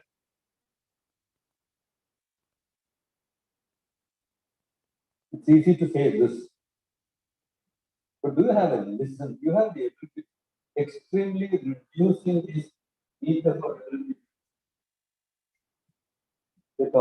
take it. I know it. But people who are in medical field also know, listening itself is therapeutic for the person who shares. If you be part of a listening exercise and allow a patient to share and you listen, it itself is a medicine. And the world is getting reduced in that ability. Extremely important, not the whether the language is not important, whichever language you are are able to communicate, extremely important. It can be written, it can be verbal, it can even do signs and symbols itself, but are you effective? Because the other person needs to understand. You cannot be loser. You cannot be confusing. Not less important. All the seniors sitting here will agree with me. How important is organizing. It's not enough you take the first step forward, but then, and in many of this, what is required is forum, man, machine, materials, money. Man, machine, materials, money. Machines may not be required, but yes, it's done. So these four, do you have the capability to mobilize man, machine, material, and money? Not less important. I am being part not for my reputation. I am being part not to make money. I am being part not to boost my inflated ego. I am being part not to have status. I am being part not to have power.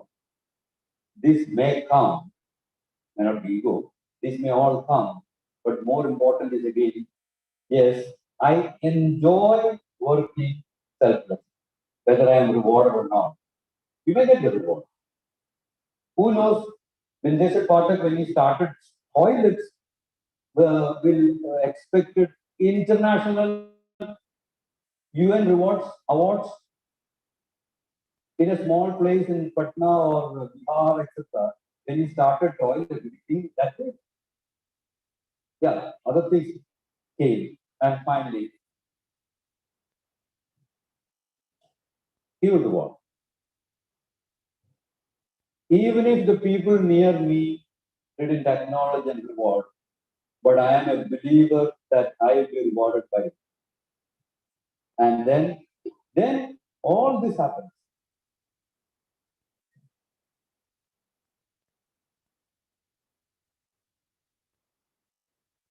Thank you.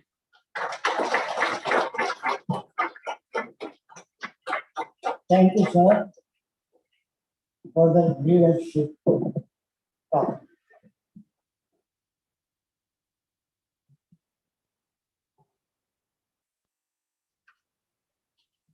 Now I welcome Professor Aruna Aita,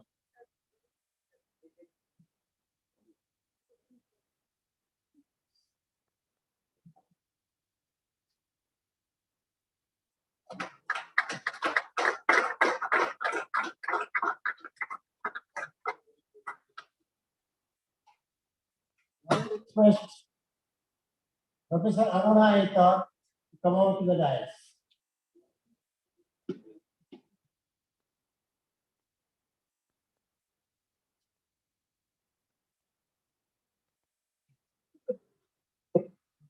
Mrs. Aruna Aita is a GSMA certified national trainer and has been elected as the president of the same for the year 2021.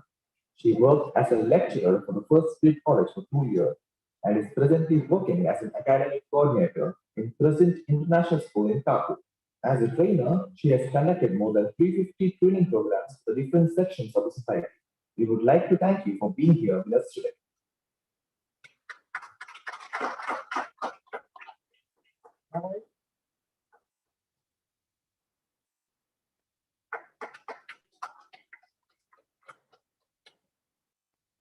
Now I request Professor Aruna Aita to give a talk on team building and conflict resolution.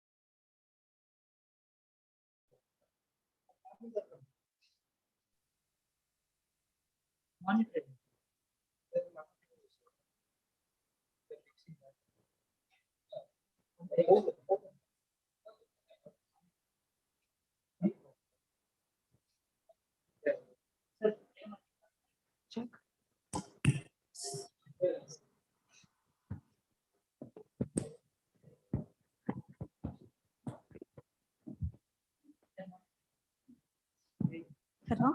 Hello. Good afternoon, everybody. So it is managing team and organizational conflict.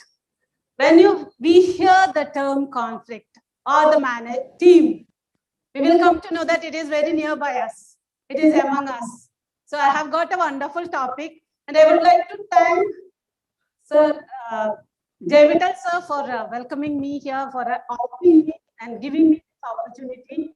And it is for the first time I have been in front of you all, being in front of the team of Rotarians. I have been connected with the Rotary Club. They have invited me as a trainer, maybe for the different institutions, other organizations to conduct trainings. But here I am today in front of you. I feel privileged and so happy and proud to be in front of you all. So thank you, sir, for giving me the opportunity, and we will go ahead with the managing team and organizational conflict. I hope whatever I speak, if it is completely in English, sometimes it may go over the head. Because for me, both the languages, even if it is English or it is Kannada, it is equal to me because it is a foreign language. Both are foreign languages for me. So whichever is comfortable for you, that may be my language. Is it okay with continue with Kannada or English? I can mix. Okay, we will go with English. Good. So let us go something about a team. When we are either we are a part of the team or we will be the leader of a team. Usually it may be the family, it may be the working place, or it may be the organization, the Rotary International where we are working with. But we are always the part of a team. It may be any different teams. Being the part of a team, the conflict, it is attached. We can't, as the two sides of the coin. It is always where there is a team, there will be a conflict. That is for sure.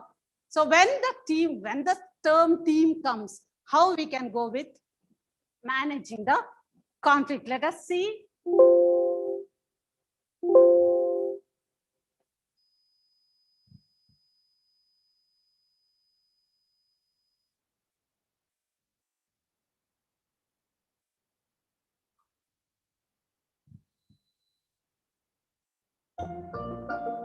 A small video.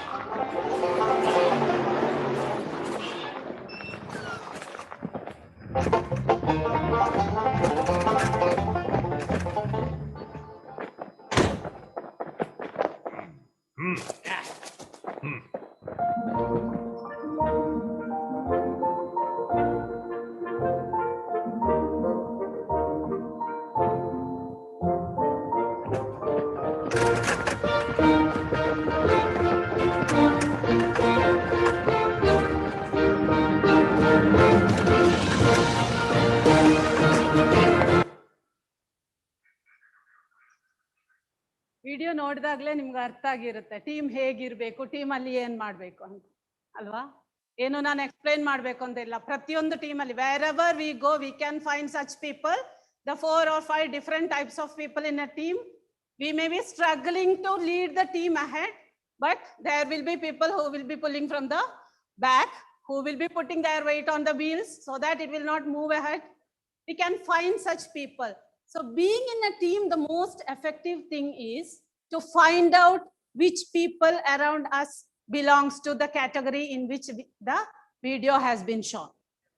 Each category people will be there. We have to identify who will support me to lead ahead, who will pull me from the back, and eliminating the persons who is doing the wrong thing has to be done. That is the main thing in a team when we have to go with the team. So that at the end we have seen successfully each one working together and moving ahead. Only then the group, the team will go ahead successfully. So being a team, something which we have to feel. We will not be bothered about much. Yeah, team is there. It will work. Adadra padige agatte. No. If we will not work consciously on that to improve the performance of the team, each member, if they do not, you can see in the picture, each member, if they consciously do that, then only the team will run. The work will go on.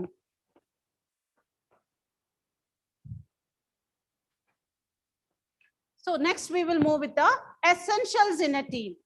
When there is a team, what are the main things needed there? First, it is building the trust. The most important thing in any relationship. It may be a team, it may be an organization, it may be a family, it may be anywhere. But the most important thing is building the trust. If trust is not there, everything, every relationship, whatever it may be, it will definitely finish. We can't move ahead without the trust. So in a team, how we can build the trust? It is not what should be done. It is my duty to tell that how to do it. Being a trainer, my duty is not only to tell what should be done, how to do it. How we can build the trust. ನಂಬಿಕೆಗಳನ್ನ ಪ್ರತಿಯೊಬ್ಬರ ಹತ್ರನೂ ಪಡ್ಕೊಳ್ಳೋದು ಹೇಗೆ? Many things. For one important thing, among that, I could tell about creating the emotional account. We all know about the accounts. We all know about the bank accounts. We have, all of us have the bank accounts, and we know there will be debit and credit in that. When we relate these things to the emotional account in our relationships, maybe in a team, maybe in the family, even in the family, it will be a team. When we build the emotional account in the family or in the team or in a group or in the organization where we are working, that is emotional account, keeping the credit. We always want to keep the credit high in our bank account. We don't want to keep the debit high. We want the credit to be always high. The same thing we can do with the emotional account in our relationships. How we can do that? It is about how we can trust. For example, if you are in the Rotary Club, the members, just wish them on their birthdays or anniversaries. How do we feel?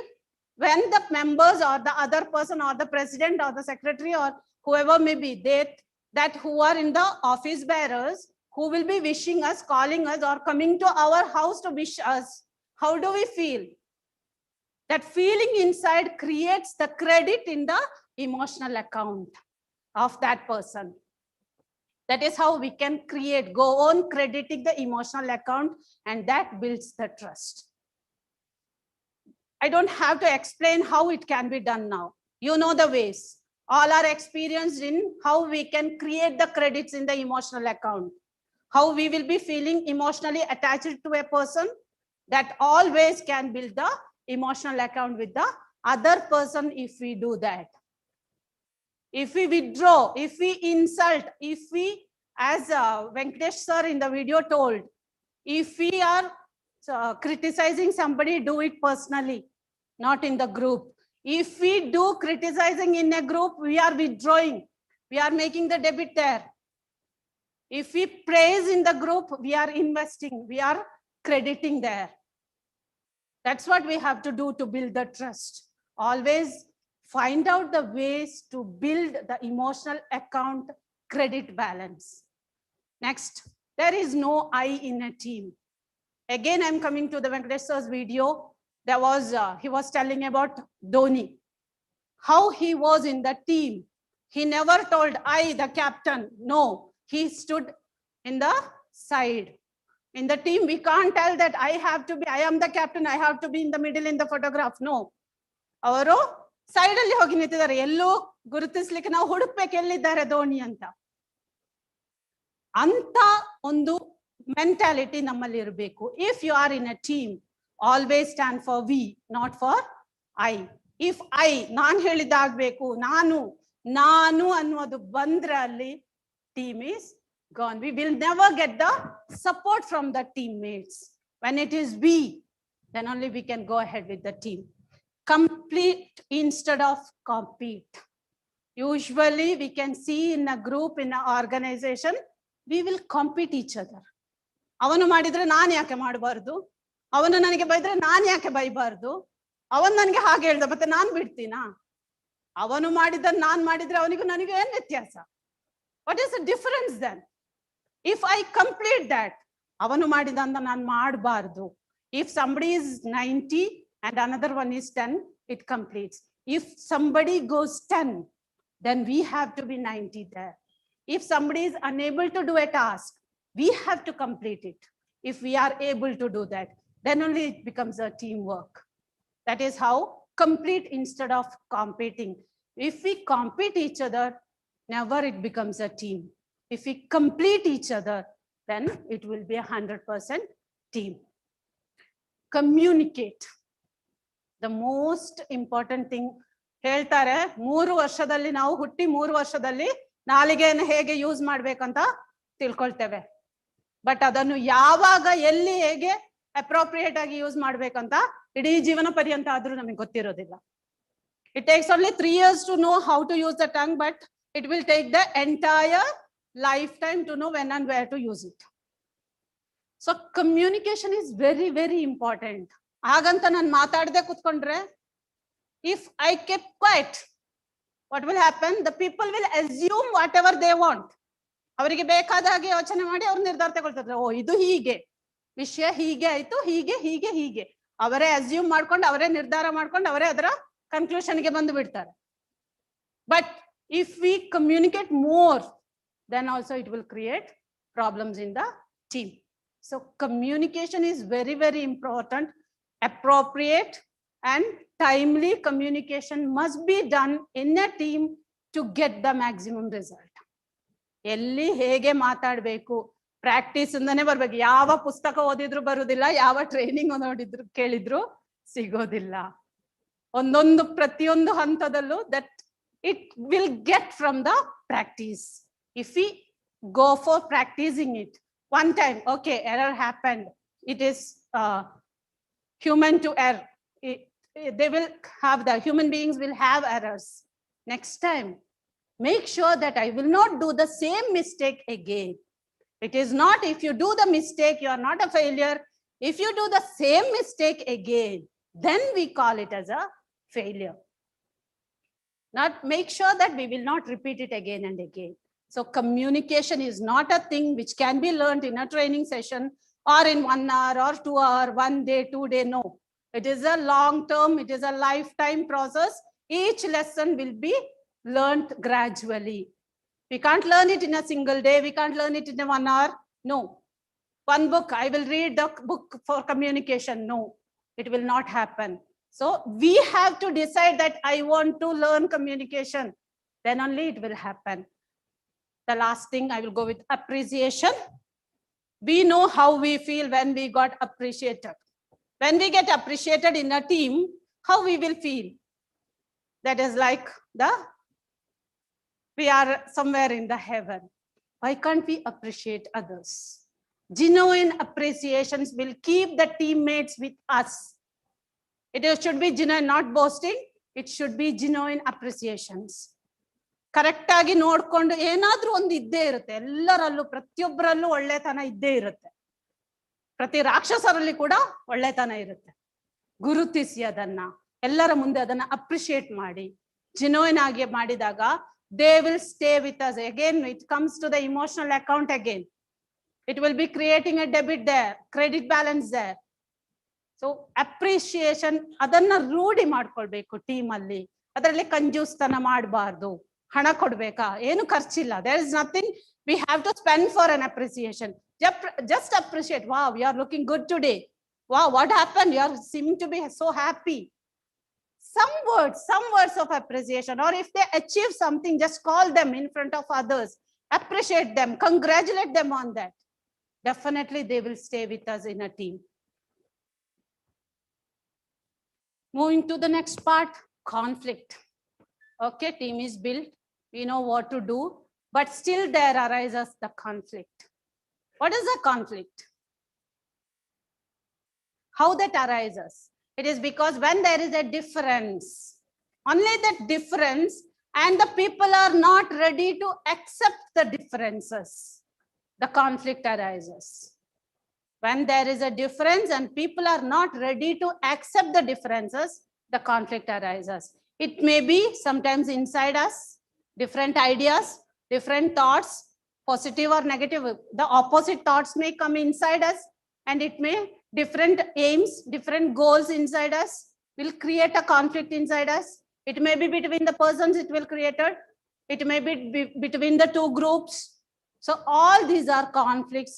And when it becomes negative, When it poses a negative effect, it is called as it becomes dangerous. The different types, personal conflict and group conflict, as I told. Personal conflict is one which will be either it will be intrapersonal or it will be interpersonal. Intrapersonal, within me. If within one person there is a conflict, whether should I go there or should I go this side? Should I select this? Should I not select? Should I say or not to say? That different things which happens inside us creates a conflict, and it is a intrapersonal and interpersonal. Usually we know how the interpersonal conflict arises. All these things are no need to explain because we know that how that happens. Interpersonal, intrapersonal, intergroup, intragroup. So you have that. All of you may be able to read. I don't have to read it. I will move to the next. Gives an opportunity. What are the positive outcomes of conflict? Is it good or bad? This conflict is good or bad. Sometimes it may be good, sometimes it may be bad. So the positive outcomes, when there is a conflict, when there is a chance for the conflict, we will think about the action to be taken. We will think in a way to improve ourselves.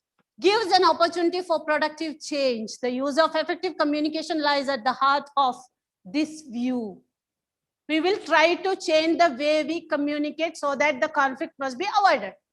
We don't want to create the conflict, so we will change, we will improve ourselves in the way we communicate. That gives an opportunity for improvement. Trying to resolve conflict will improve members' efficiency. Definitely, when there is people who will talk against, we will improve our efficiency. That improves how now work ಮಾಡುವಾಗ ಜಾಗರೂಕತೆಯಿಂದ work ಮಾಡ್ತೇವೆ. ಮುಂದೆ ಮಾತಾಡ್ಲಿಕ್ಕೆ ಜನ ಇದ್ದಾರೆ, conflict create ಮಾಡೋರು ಇದ್ದಾರೆ, opposite side ನವರು ಇದ್ದಾರೆ, ನಮಗೆ ನಮ್ಮ ಪರವಾಗಿ ನಿಲ್ಲದವರು ಇದ್ದಾರೆ ಗ್ರೂಪ್ ಅಲ್ಲಿ ಅಂತ ಗೊತ್ತಾದಾಗ ನಾವು ಖಂಡಿತವಾಗಿಯೂ ಜಾಗೃತೆಯಿಂದ ಅದಕ್ಕೆ ಬೇಕಾದ ಏನು ಸ್ಟೆಪ್ಸ್ ಬೇಕು ಅದನ್ನ ನಾವು ತೆಗೆದುಕೊಳ್ತೇವೆ. That is how it will increase the efficiency. Adaptable organizations can grow faster. When there is some conflicts, how it happens? Conflicts ಇದ್ದಾಗ ಎಲ್ಲಿ ಮ್ಯಾನೇಜ್ ಮಾಡ್ಲಿಕ್ಕೆ ಆಗೋದಿಲ್ವೋ, ಯಾರಿಗೆ ಚೇಂಜ್ ಅನ್ನು ಆಕ್ಸೆಪ್ಟ್ ಮಾಡ್ಕೊಳ್ಳಿಕ್ಕೆ ಆಗೋದಿಲ್ವೋ ಅಂತ organisation will diminish. They will not flourish. ಅವರಿಗೆ ಮೇಲೆ ಬರ್ಲಿಕ್ಕೆ ಆಗೋದಿಲ್ಲ. The nature's law is that the strong one will survive. Survival of the fittest. Who is fittest will grow. Those who are not fit will demolish. Negative outcomes. Conflicts cause stress, which reduces worker satisfaction. When there is a conflict in an organization, the workers will feel demotivated. The members will feel demotivated to go and being present in the organization. They will feel demotivated. This diminished satisfaction can lead to increase in absenteeism and turnover. Will not come to the meetings, will not come for the functions when there is a conflict. The members will stay back. ಅಲ್ಲಿ ಹೋದ್ರು ಇದೇ ಇರೋದು, ಅವರದೇ ಕಚ್ಚಾಟ, ಅದನ್ನ ನೋಡ್ಲಿಕ್ಕೆ ಯಾಕೆ ಹೋಗ್ಬೇಕು? When there is a conflict in the group, among the members, those who want to get something, those who want to grow will not go. They will keep themselves away. That is, turnover and absenteeism will be more in the organization. Conflict can also diminish trust in supervisors and fellow employees, which can slow or stop progress on projects. It is the trust who is leading, the supervisors who is in the top category will be, the trust on them will be diminishing. It will come down. Ways to deal with team conflict. When there is a team conflict, how can we deal with it? This is a practical part. So how can we deal? Competing, fighting each other. If somebody is creating usually that happens. Competing each other. What happens is when one person talks against, ಯಾರಾದ್ರೂ ನಮಗೆ opposite ಆಗಿ ಮಾತಾಡಿದ ಕೂಡಲೇ communication ಎಲ್ಲ ಕಲ್ತಿರ್ತೇವೆ, ಹಾಗೆ ಮಾತಾಡ್ಬೇಕು, ಹೀಗೆ ಮಾತಾಡ್ಬೇಕು, ಎಲ್ಲ ಓದಿರ್ತೇವೆ, ಕಲ್ತಿರ್ತೇವೆ, ನೆನಪಲ್ಲಿ ಇಟ್ಕೊಂಡಿರ್ತೇವೆ. ಬಟ್ ಅಲ್ಲಿ ಬಂದಾಗ ನಮ್ಮ ಕಮ್ಯುನಿಕೇಶನ್ ಏನ್ ಕಲ್ತದ್ದು ಇದೆಯೋ ನಮ್ಮ ಇಮೋಷನ್ ಅದನ್ನ ಓವರ್ಟೇಕ್ ಮಾಡುತ್ತೆ. The emotion will come and overtake what we have learned, whatever we have, that what the brain will not work there. The emotions will work. When we mix up the emotions with our words, the conflict will come up. Again, it will arise. Emotions and now reaction matte response anta helteve. The reaction is one which comes automatically. Yaro eno helidaga nanage ಏನು ಅನ್ಸಿತು ಅದನ್ನು ಉಲ್ಟಾ ಹೇಳೋದು reaction ಆಗುತ್ತೆ. But response is something I will take that whatever is told by them. I will give the pause button. ಅಲ್ಲಿ pause button press ಮಾಡಿ ನಾನು ಅದನ್ನ ಆಲಿಸಿ ನಾನು ಕೇಳ್ತೇನೆ. ಅದನ್ನ ಕೇಳಿದ ಮೇಲೆ ಯೋಚನೆ ಮಾಡ್ತೇನೆ ಹೇಗೆ ನಾನು ರಿಯಾಕ್ಟ್ ಮಾಡಬೇಕು, ಹೇಗೆ ನಾನು ಅದಕ್ಕೆ ಉತ್ತರ ಕೊಡಬೇಕು. That is called a response. So if we respond properly, that competing or the fighting will not come there. So response and reaction. If we react, it will be a fight. If we respond, it will be a normal situation. Avoiding. Usually those who do not have the guts to fight or to go, don't have the knowledge to go ahead with that conflict, they will go for avoiding. They will fly from there. That is avoiding the conflict, but it will not give the solution for the conflict, or it will not give a growth to the organization. Collaborating, a win-win strategy we call. ಇಬ್ಬರಿಗೂ ಲಾಭ ಆಗುವ ಹಾಗೆ ಇಬ್ಬರ ಇದನ್ನು ಮಾತಾಡ್ಕೊಂಡು ಒಂದು collaboration ಮಾಡ್ಕೊಳ್ಳೋದು. Both should get a winning situation. It is not that one will compromise or it is both. Collaboration will happen there. Compromise. Usually compromise ಆದಾಗ okay, fight ಆಗೋದಿಲ್ಲ, but still ಅಲ್ಲಿ compromise, who have the power will get more advantage and who does not have the power will get suppressed. ಅಲ್ಲಿ power compromise ಅಂತ ಹೇಳುವಾಗಲೂ power ಇದ್ದವರು win ಆಗುವ chances ಜಾಸ್ತಿ ಇರ್ತದೆ. Compromise it is not so desirable, but okay to avoid the fighting situation. Accommodating, one will be taking over the other and compromising it. Whatever has to be done will be accommodated. When there is a group or personal conflict, it is how we can do that, how we can solve it. A 7-step procedure for dealing with the conflict. Talk with the person, listen to them properly. Aga sir helidru, Venkatesh sir. Listening, what we are not having now, the skill of listening. ಕಟ್ಟಿಟ್ಟ ಹಾಗೆ ಕೆಲವೊಮ್ಮೆ ಕುತ್ಕೊಂಡು ಭಾಷಣ ಕೇಳ್ತೇವೆ ಅಥವಾ training ಕೇಳ್ತೇವೆ, but ಎಲ್ಲ ತಲೆ ಮೇಲೆ ಹಾರಿ ಹೋಗ್ತೇವೆ. ಆಕ್ಟಿವ್ ಲಿಸನರ್ಸ್ ಆಗಿ ಇರೋದಿಲ್ಲ ನಾವು. Unless we get what we want, we will not listen to others. And even if we are sitting there to listen to somebody who is having the conflict, we will be thinking about what to say next. ನಾನೇನು ಉತ್ತರ ಕೊಡ್ಬೇಕಂತ ಯೋಚನೆ ಮಾಡ್ತಾ ನಾವು ಅವರಿಗೆ ಕೇಳ್ತಾ ಇರ್ತೇವೆ. ನಾವು ಅವ್ರು ಹೇಳಿದ್ದನ್ನ ಅರ್ಥ ಮಾಡಿಕೊಂಡು ನಾವು ಕೇಳೋದಿಲ್ಲ. ನಾನೇನು ಉತ್ತರ ಕೊಡ್ಬೇಕು ನೆಕ್ಸ್ಟ್ ಅಂತ ಯೋಚನೆ ಮಾಡ್ತಾ ಇರ್ತೇವೆ. ನಾನೇನು ಮಾತಾಡ್ಬೇಕು, ಯಾವ ಪಾಯಿಂಟ್ ನಾನು ಮಾತಾಡ್ಬೇಕು ನೆಕ್ಸ್ಟ್ ಅಂತ ಯೋಚನೆ ಮಾಡ್ತಾ ಇರ್ತೇವೆ. That creates the situation more worst.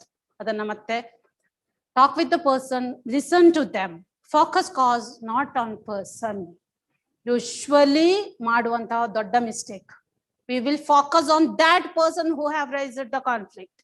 ಅವನು ಮಾತಾಡಿದ, ಅವರು ಮಾತಾಡಿದ್ರು, ಅವರು ಹಾಗೆ ಮಾಡಿದ್ರು.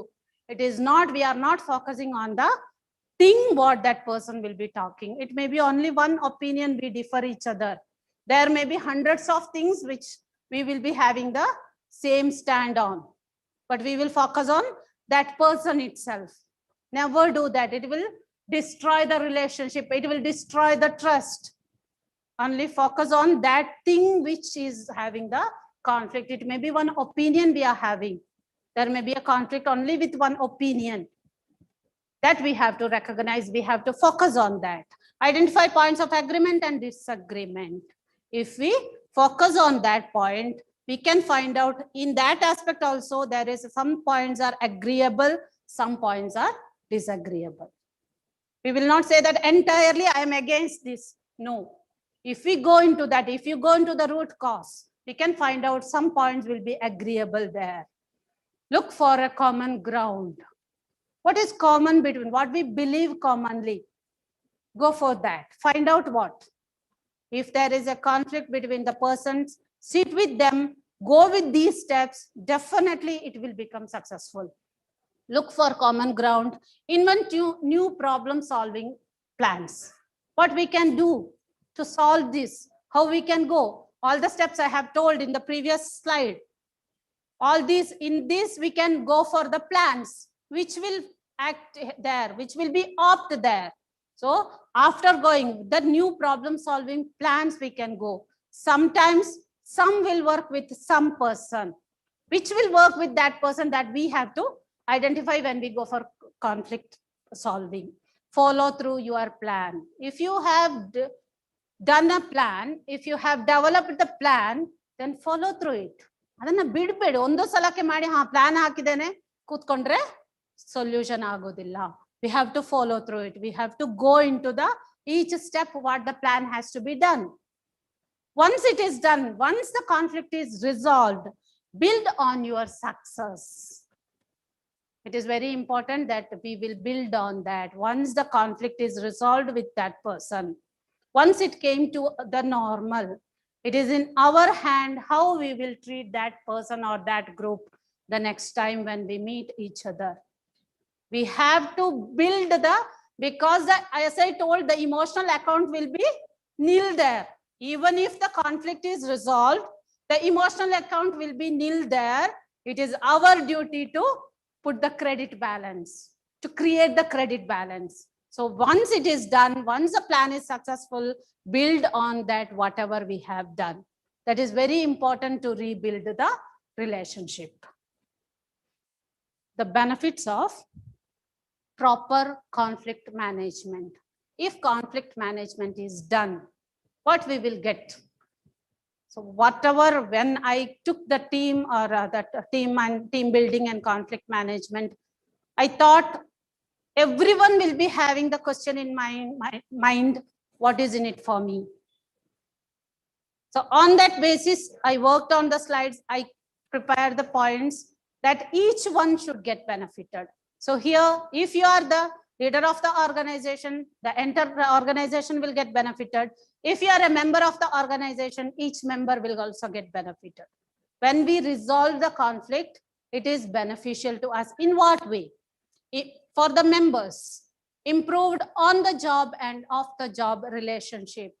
For human beings, for each one of us, the human relationship is the most valuable. Without relation, we can't stay isolated. We can't live isolated. We need all the people. That is why we are in such organizations. We are working in Rotary Club because we need the fellowship. We can't stay alone. We need others. We need the relationship. When the conflicts are managed properly, the relationship will be improved. Self-satisfaction. Definitely we will have that satisfaction inside us that I have resolved. I have taken the steps forward. I have put my steps forward to resolve. I called that person. I talked with him and I have resolved that. That will create the self-satisfaction. Improvements in one's health and well-being. Definitely, when we have that satisfaction, that happiness, the health and well-being also will be improved. We can feel that. Reduces stress, the stress level, it becomes down. More value and balance in daily life. We can value when there is a lot of disturbance, such disturbances, mental disturbances, conflict with many persons, that will definitely imbalance the life. If we have such conflicts in the organization, we may show it in the family. Having an argument with somebody outside, that may have the effect on the family if we don't know the work-life balance properly. If we don't know to balance the work life and the family life, definitely that reactions will come to the family life and even family life will get affected. But if that conflict is managed properly, then the reflections will be shown in the life also. What is the benefits to the organization? Overall productivity, the entire team will get productive. ಎಲ್ಲ ಮಾಡುವ ಎಲ್ಲ ಕೆಲಸಗಳು ಯಾವ ತಂಡ ಇದೆಯೋ ಆ ತಂಡ ಮಾಡುವ ಎಲ್ಲ ಕೆಲಸಗಳು winning ಆಗ್ತಾ ಹೋಗ್ತದೆ. There will not be any failure because the team will be like that. There will be no conflict in between the team members or between the other small groups inside.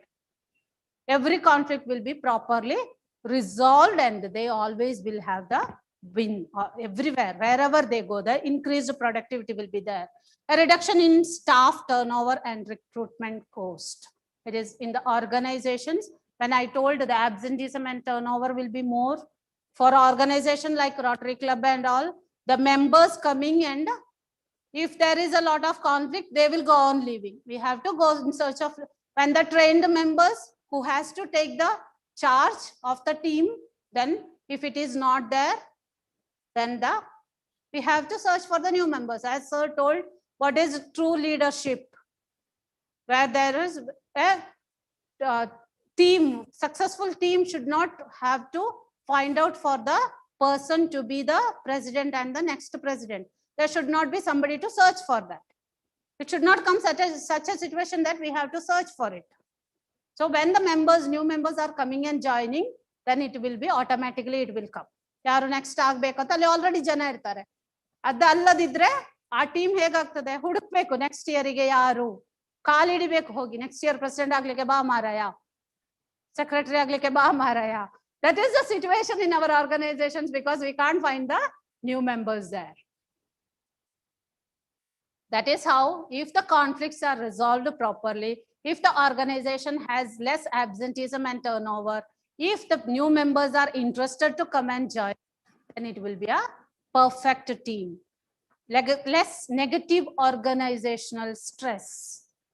Negative organizational stress is a situation where we will not be able to work in a satisfied condition. The entire organization will be stressful, not even one person. It is not the personal stress, but if one person there is always creating a conflict, one person who is in charge of everything or who is at the topmost position, and he is the person who will be creating the conflict with all the people, then definitely the organizational stress will be more. If two groups are there, conflicts are there, intergroups are there, and if there is a conflict, the organizational stress will be more. Negative organizational stress, we will not find out that it is easy for us to work there. ಅಂತ ಒಂದು situation ಅಲ್ಲಿ work ಮಾಡ್ಬೇಕು ಅಂತ ಅನ್ಸೋದಿಲ್ಲ ನಮಗೆ. ಹಬ್ಬ ಇಲ್ಲಿಂದ ಒಂದು ಹೊರಗೆ ಹೋದ್ರೆ ಸಾಕು ಅಂತ ಅನ್ನಿಸ್ತದೆ.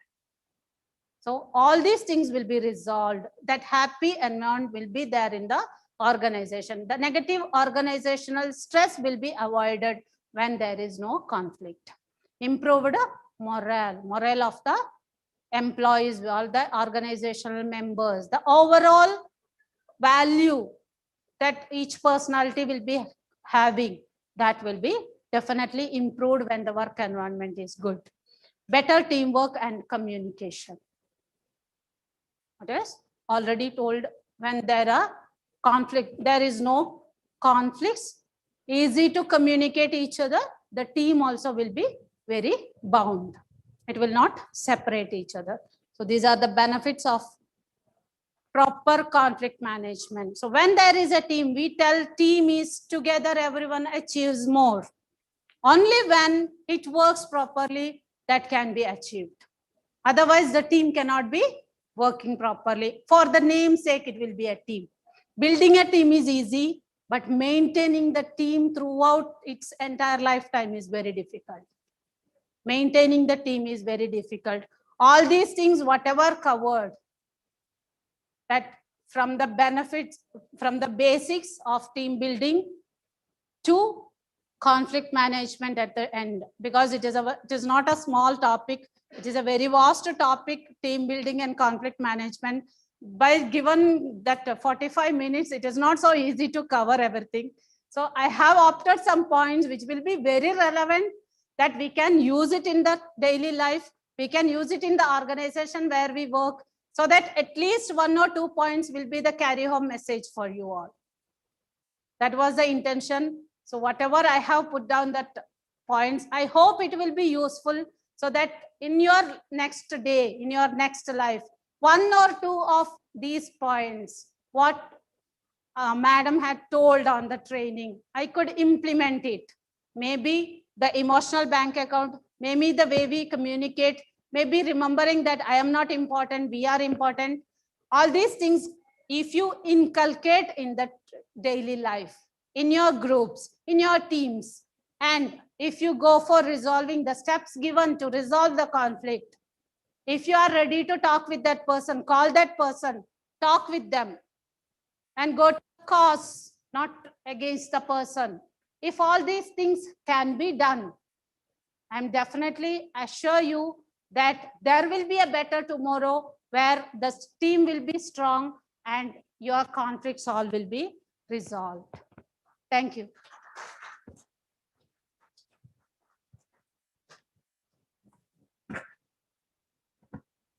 Thank you, madam. I will request the president to present the moment.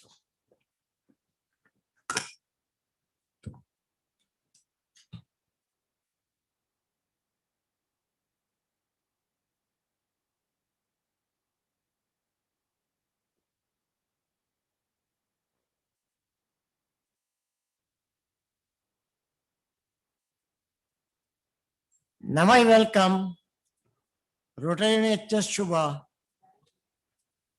over the dais. Dr. Shubha HS is an associate professor and the head of department Of Rotarian Shubha by video.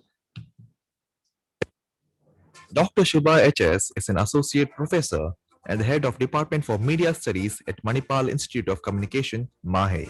With about 20 years of experience in teaching communication, she also scripts, directs, and produces short films and radio programs.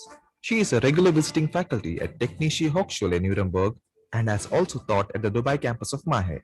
She has conducted numerous workshops on communication skills, interpersonal communication, women and media, non-verbal communication, community radio.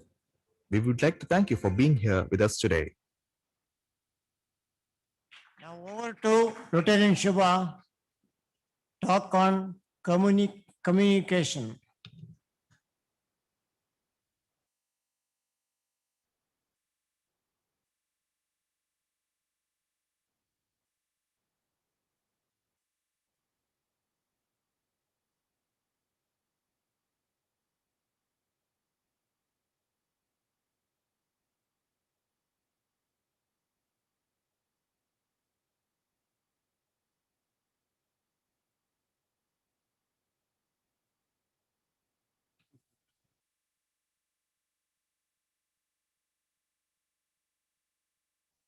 After this one, we are going for lunch.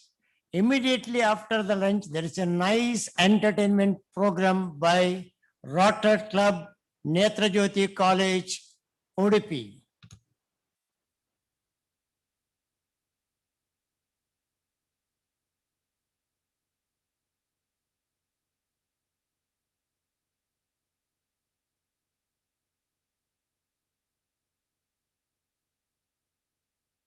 Check. Yeah, thanks.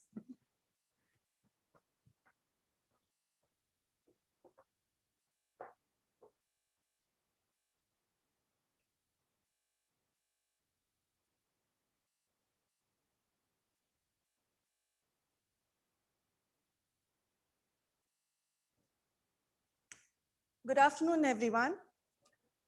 It's very difficult to stand in between two great speakers and a very luxurious lunch that's coming our way in some time. So I'm in a very precarious condition, very difficult situation. I need to keep you occupied, but I have to also buy time because the lunch is waiting and all of us are hungry. And I also know that we are not students anymore. We can't sit for hours together and listen to lectures. But I am a teacher, so I know that I can go on and on and on. Never mind. Do we know what is the attention span of adults in today's time? Any guesses? 20 to 40 minutes? Seconds? 1 minute maximum? 7 seconds, says the research. Yeah, so we've all been here since 8:45 and I know where the attention is all.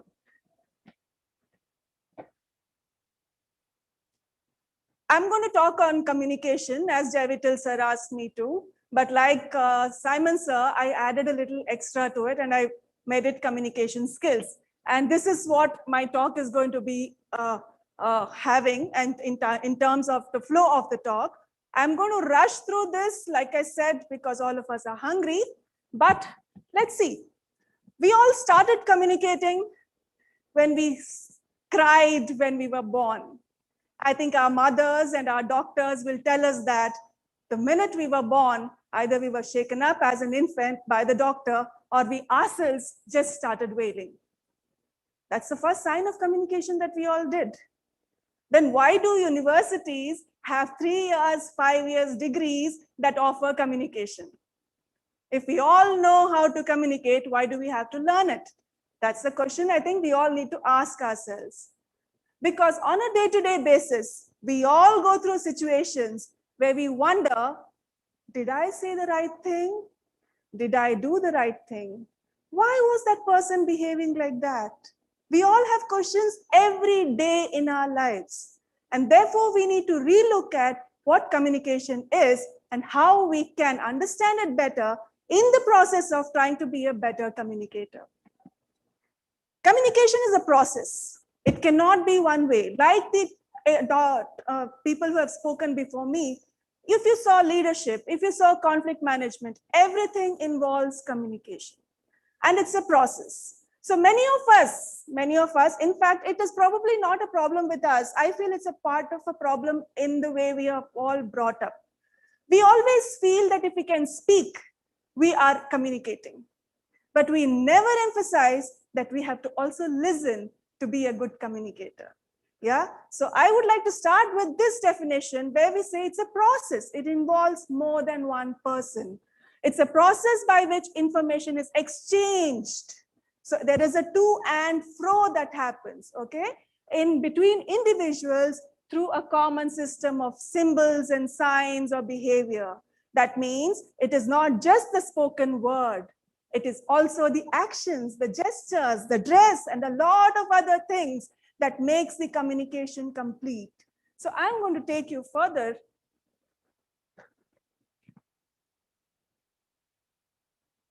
Something that the whole world is now implementing. To greet somebody. What we started centuries ago as a non-verbal form of greeting is today a fashion in the West where it comes in the news headlines as photographs saying the German chancellor greeted the American president by doing a namaste. Yeah, we have learned to do it from the very beginning. Like I said, we love to talk and we think when we talk, we are communicators. Definitely not just that. The little girl and the army officers in the uniforms are communicating big time. When we all stand in silence, respecting the national flag when it is hoisted or unfurled, we are communicating. We are standing in silence, but we are communicating. Yeah, so that's where it is.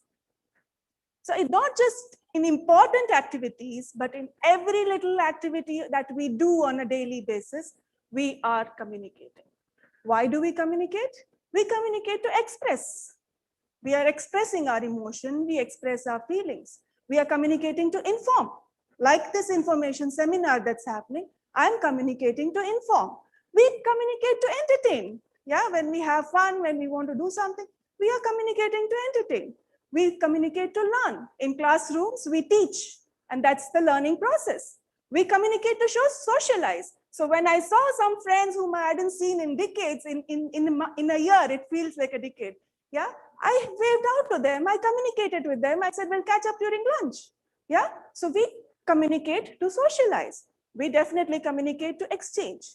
When even a conversation is exchange. Eye contact is also an exchange. So all this falls under communication. So being an academician, what we believe, academician in the field of communication, we say communication is an art. It is also a science. There is a lot of scientific evidence on why humans communicate in a particular way. And the fashion in which we communicate is the art of communication. That together makes it a very beautiful field, yeah, of study. And what is all this about? Because let's take examples. I was very angry at something early in the morning. So I snapped at my son for something that he said very casually. It has caused a result. of a misunderstanding between me and my son, just because I was upset about something. So there we see a result that's so evident. It creates an atmosphere. Now, because of that snap early in the morning, I and he have not been having conversations properly. Yeah, so it's created a tense atmosphere in my house. It manages an identity. I felt as a mother, I have the right to snap at him. Maybe he was the only one around available, but I did that. Yeah, so it gave me the identity of the right, whatever I can relate to. Of course, not in my example, but any communication situation, if you look at, it reveals our gender, it reveals our age to a great extent. I'll tell you another very simple experience, which I always like to quote. So there was this very popular RJ when in my days when I was living in Dubai, and there's a lot of Indian radio that's very popular in Dubai. So there was this late evening show by a person with a wonderful male, a male with a wonderful voice who would always play very old songs, old Hindi songs. And I would love to listen to that program on a daily basis. One fine day, a friend of mine introduced this young man to me and said, do you know that this guy conducts this show on radio? I said, oh, hi, nice to meet you. And then he said, you know, which channel, which show? And that's when I was shocked to know that an 18-year-old boy is speaking in that manner, playing the old Hindi songs, which I presumed should be done by somebody in the late 40s, 50s, 60s. Yeah, so how just a voice can change the whole impression about the communication itself. It's just this example that I wanted to share with you. So how it can reveal an age or not reveal an age for that instance. Yeah, of course, gender, culture, the very fact that all of us are dressed. So in India, we have a big dilemma. Okay, like when I think Jaivital sir said formal dress. Women will happily wear saris and come. Men are not in Indian formals, but that's also formal, right? Yeah, so but that's the way it is. Yeah, we are a little confused, but formality. So culture, a lot of things are revealed in the process of communication. Therefore, communication creates a world of meaning. It is not just something that happens. It is something that is evolved. Yeah, and each of us have our own styles of communication. So you might ask, what's the big deal? Yeah. I teach public speaking also to my students. And almost 8 out of 10 students have a nervousness to come and stand in front of an audience and talk to them. Okay, what is the problem? We don't know what's the problem, but I don't want to have so many people looking at me. That is the problem, that's all. Yeah, and what happens in such a situation? Our knees will shiver, hands will shiver, it will reflect in our voice. And sometimes people who are sitting close to us can also see the, paper shaking so hard. Yeah, so that's how the whole instance or understanding the whole process of communication is. So what I tell them is, if your preparation is good, come, stand in front of the audience, try to look at as many people as possible and take a deep breath. It will give you confidence for sure. But that whole thought process is very much related to the process of communication, is what I wanted to talk about. I'm sure all of us have experienced in our friends group, we always have this one person who is always silent wherever we go. He's there. That person is there, but never talks much. One day, he comes and, hey, hi, hello, how are you? How is your family? What did you make for lunch? Talking to everybody like this. So all the other people in the group might wonder, what's wrong with this person today? Does he want money from me? Is he going to borrow something from me? Does he want my car? We don't know. Yeah. See how one change in somebody's behavior can get a lot of us to think in very different ways. Are we talking about communication here? Another very relevant example, again, many of us have experienced it. We take an appointment to meet our boss. Many of us, I'm sure, have bosses. okay? Because it's been a long time that we have had a chat. We want a raise, we want a leave, or some big agenda in our head. We go and sit in front of them. Person is busy going through files, WhatsApping, checking the phone, maybe also yawning. How much interest will we have left to ask for the leave or the raise that we have planned to go? Is that communication? What are we talking about? Do we know how to handle these situations? That is what we need to think about. So what's the big deal? Communication is a big deal, actually. It's the process of generating meaning by sending and receiving verbal and non-verbal symbols and signs that are influenced in multiple contexts. So it's a process, it's systematic, and it happens in a context. That is why context is very important. Many a times today we see in the media that somebody has said something in an interview, one sentence of it is taken and shown as a response to something else.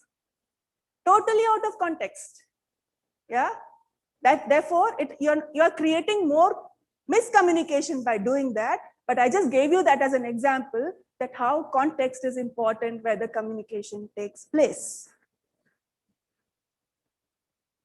Coming to the next point of my talk, how do we understand? How do we become an effective communicator?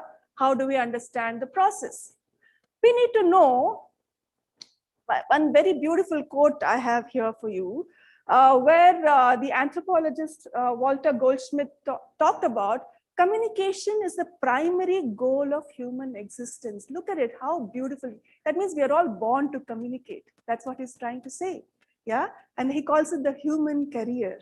So we're not talking about professions of different kinds, careers in different fields, but a human career is to communicate, and how effective we are in that is what makes us who we are as individuals.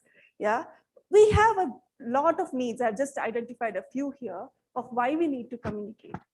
For example, our identity needs. How angry we get if somebody gets our name wrong. Yeah. Suppose in online communication, if somebody writes Mr. Shubha in my reply to me, I get very upset. I make sure I convey to them that I am not Mr. Shubha. Yeah, I'm sure it happens to many of us. Our identity needs are met by communication. Social needs, we spoke about it. All of us are here for that very need. Practical needs. We go to a hairdresser, we sit on the chair, we have to tell him or her what to do with our hair. Otherwise, we might come out looking something else. Yeah, so we have to use communication for a practical need. As academicians, like I said, but Javital sir said this is an academic session, so I was very happy that I can be a teacher here. Yeah, basically communication serves two functions is what we teach. One is a manifest function, one is a latent function. Keeping it simplified, intended function, unintended function. Intended function, today we have all as a host club received you all here. We intend that you have a good day, very clear intended functions. Unintended function, another example. Again, this is a research that I found very interesting. There was this health center which installed a new mammography machine in the area, okay, in a locality, residential locality. So to tell the people around in that city that they have a new mammography machine and people should be aware of it, they offered a free mammography screening to all the women in that locality. Okay, simple, straightforward strategy there. But you know what happened? Most women did not want to go and get tested, even though it was free. Why? They were scared that that free test might reveal something that they do not want to know. Yeah, so unintended. When the company offered this offer to people, they did not think that it should take them, they should disconnect with the community that they are in. But it happened like that nobody wanted to go. Very few people wanted to go and get the free test, avail the free test. Yeah, very clearly latent function, unintended function of communication. In an ideal communication situation, we see 8 elements. 1, the source, the person who is sending out a message, the message itself, the channel, that means right now the language that I'm using, the technology that I'm using to communicate, that's a channel, you as a receiver. When I end this and there's a quick question answer session, that means we have a scope for a feedback to happen. Barriers, that is there where I started. We are hungry, we can smell the food, we are tired, it's time up, I need to take a break. All those things are barriers. We have a context of this RAHLA event where it's a leadership training and therefore a talk on communication, and the whole system of how Rotary as an organization works and how it repeatedly year after year conducts these kind of a training programs in which all of us are situated in. That's what communication in an ideal situation should be. Well, coming to effective communication, we say these are the C's of effective communication. Okay, clarity. Clarity can be in the speech. Clarity can also be in the content of the message. Yeah. Consciousness, we are very consciously documented, prepared the message that we want to communicate. We need to have consideration of the receiver, their context, and whether they have understood it in the right way or not, and also the larger consideration to the larger context. Are we politically correct in doing something like this? Is it going to be understood in the right manner or not? And things like that. Completeness. I can't just say, give 2 points right now and say, next year when you come, I'll complete the lecture. I can't do that. I need to complete the message. Of course, correctness is very, clarity and correctness go hand in hand. Correctedness, different from correctness, but how it should be, like I said, in the larger context, the whole message should be put in the right way. And that is the correctedness of the message. And of course, courtesy, which all of us expect, because when we give, we should also be courteous. If we expect others to be courteous to us, we should in return also be courteous to them. What do we require to be an effective communicator? Have a goal. Have a clear-cut goal, like how Simon Sir had 40 minutes to talk about what he had to talk about, and he finished it there. Like how Aruna ma'am had 40 minutes, she finished it there. Correct goal of what to do in the given time. Listening. Again, all of us, everyone has pointed out to the importance of listening. Yeah, we have to listen to what is happening. And also the coordination between verbal and non-verbal. That I think is something that is missing in most of us most of the time.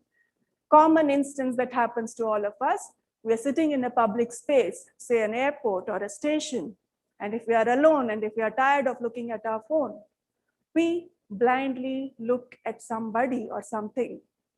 We don't realize that we could be embarrassing somebody just by that stare.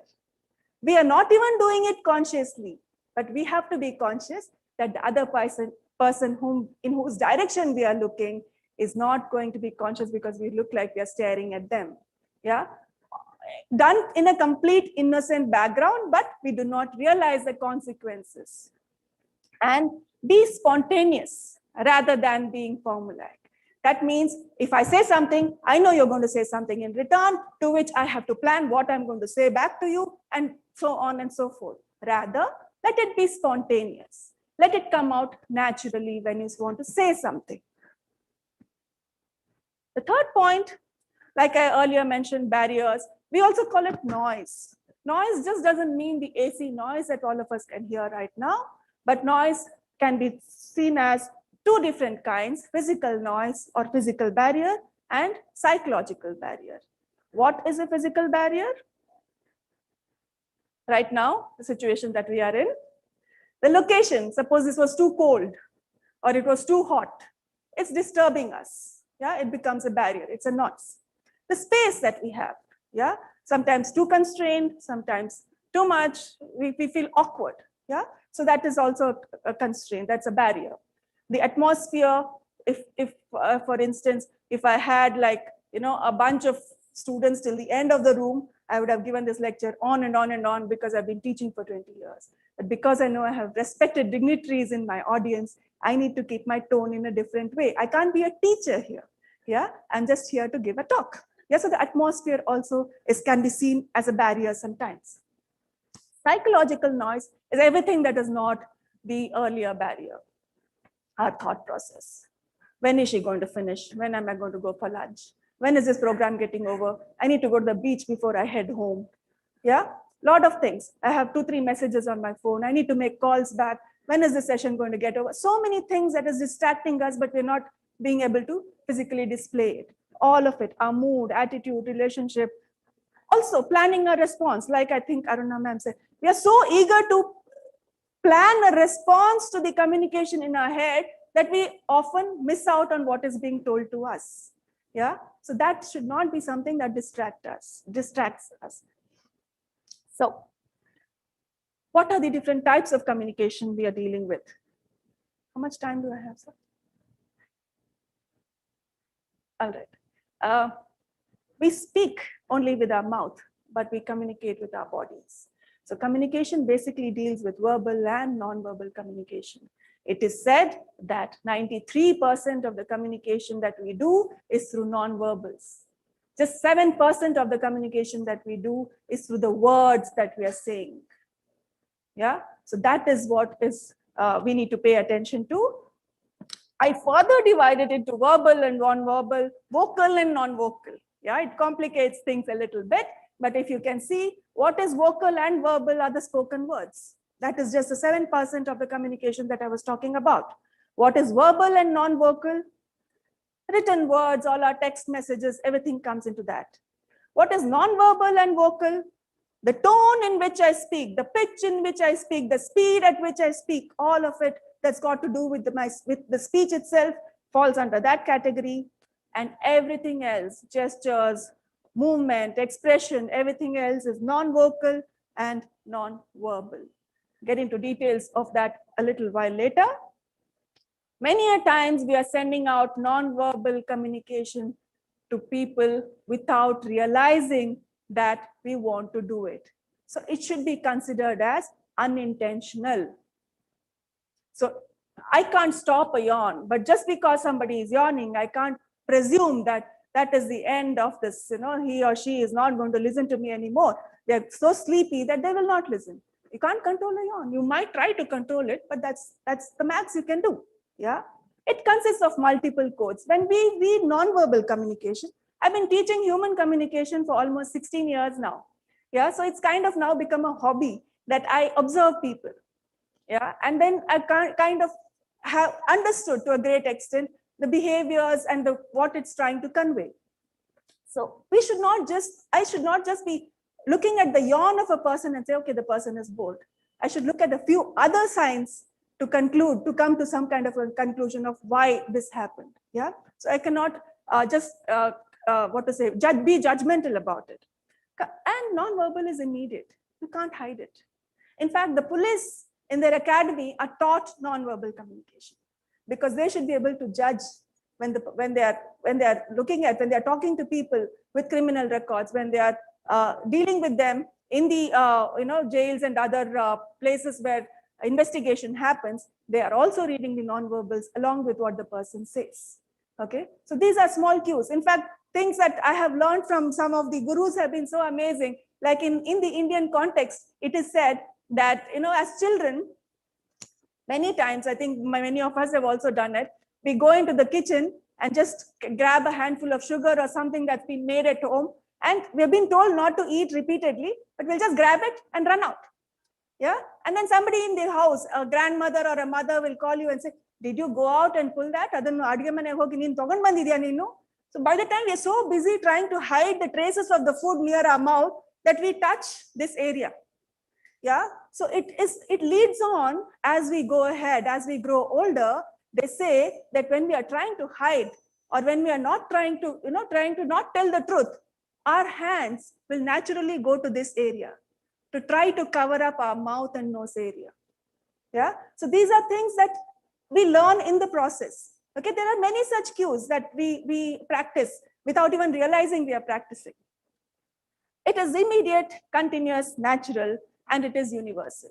Even if we go to Timbuktu, we can get a bottle of water, we can get our vegetarian or non-vegetarian meal, we can go see the sights, we can catch a flight and come back. We don't need to know the language of the region. That's what I'm trying to say. We can use our nonverbals and people do understand what these meanings are.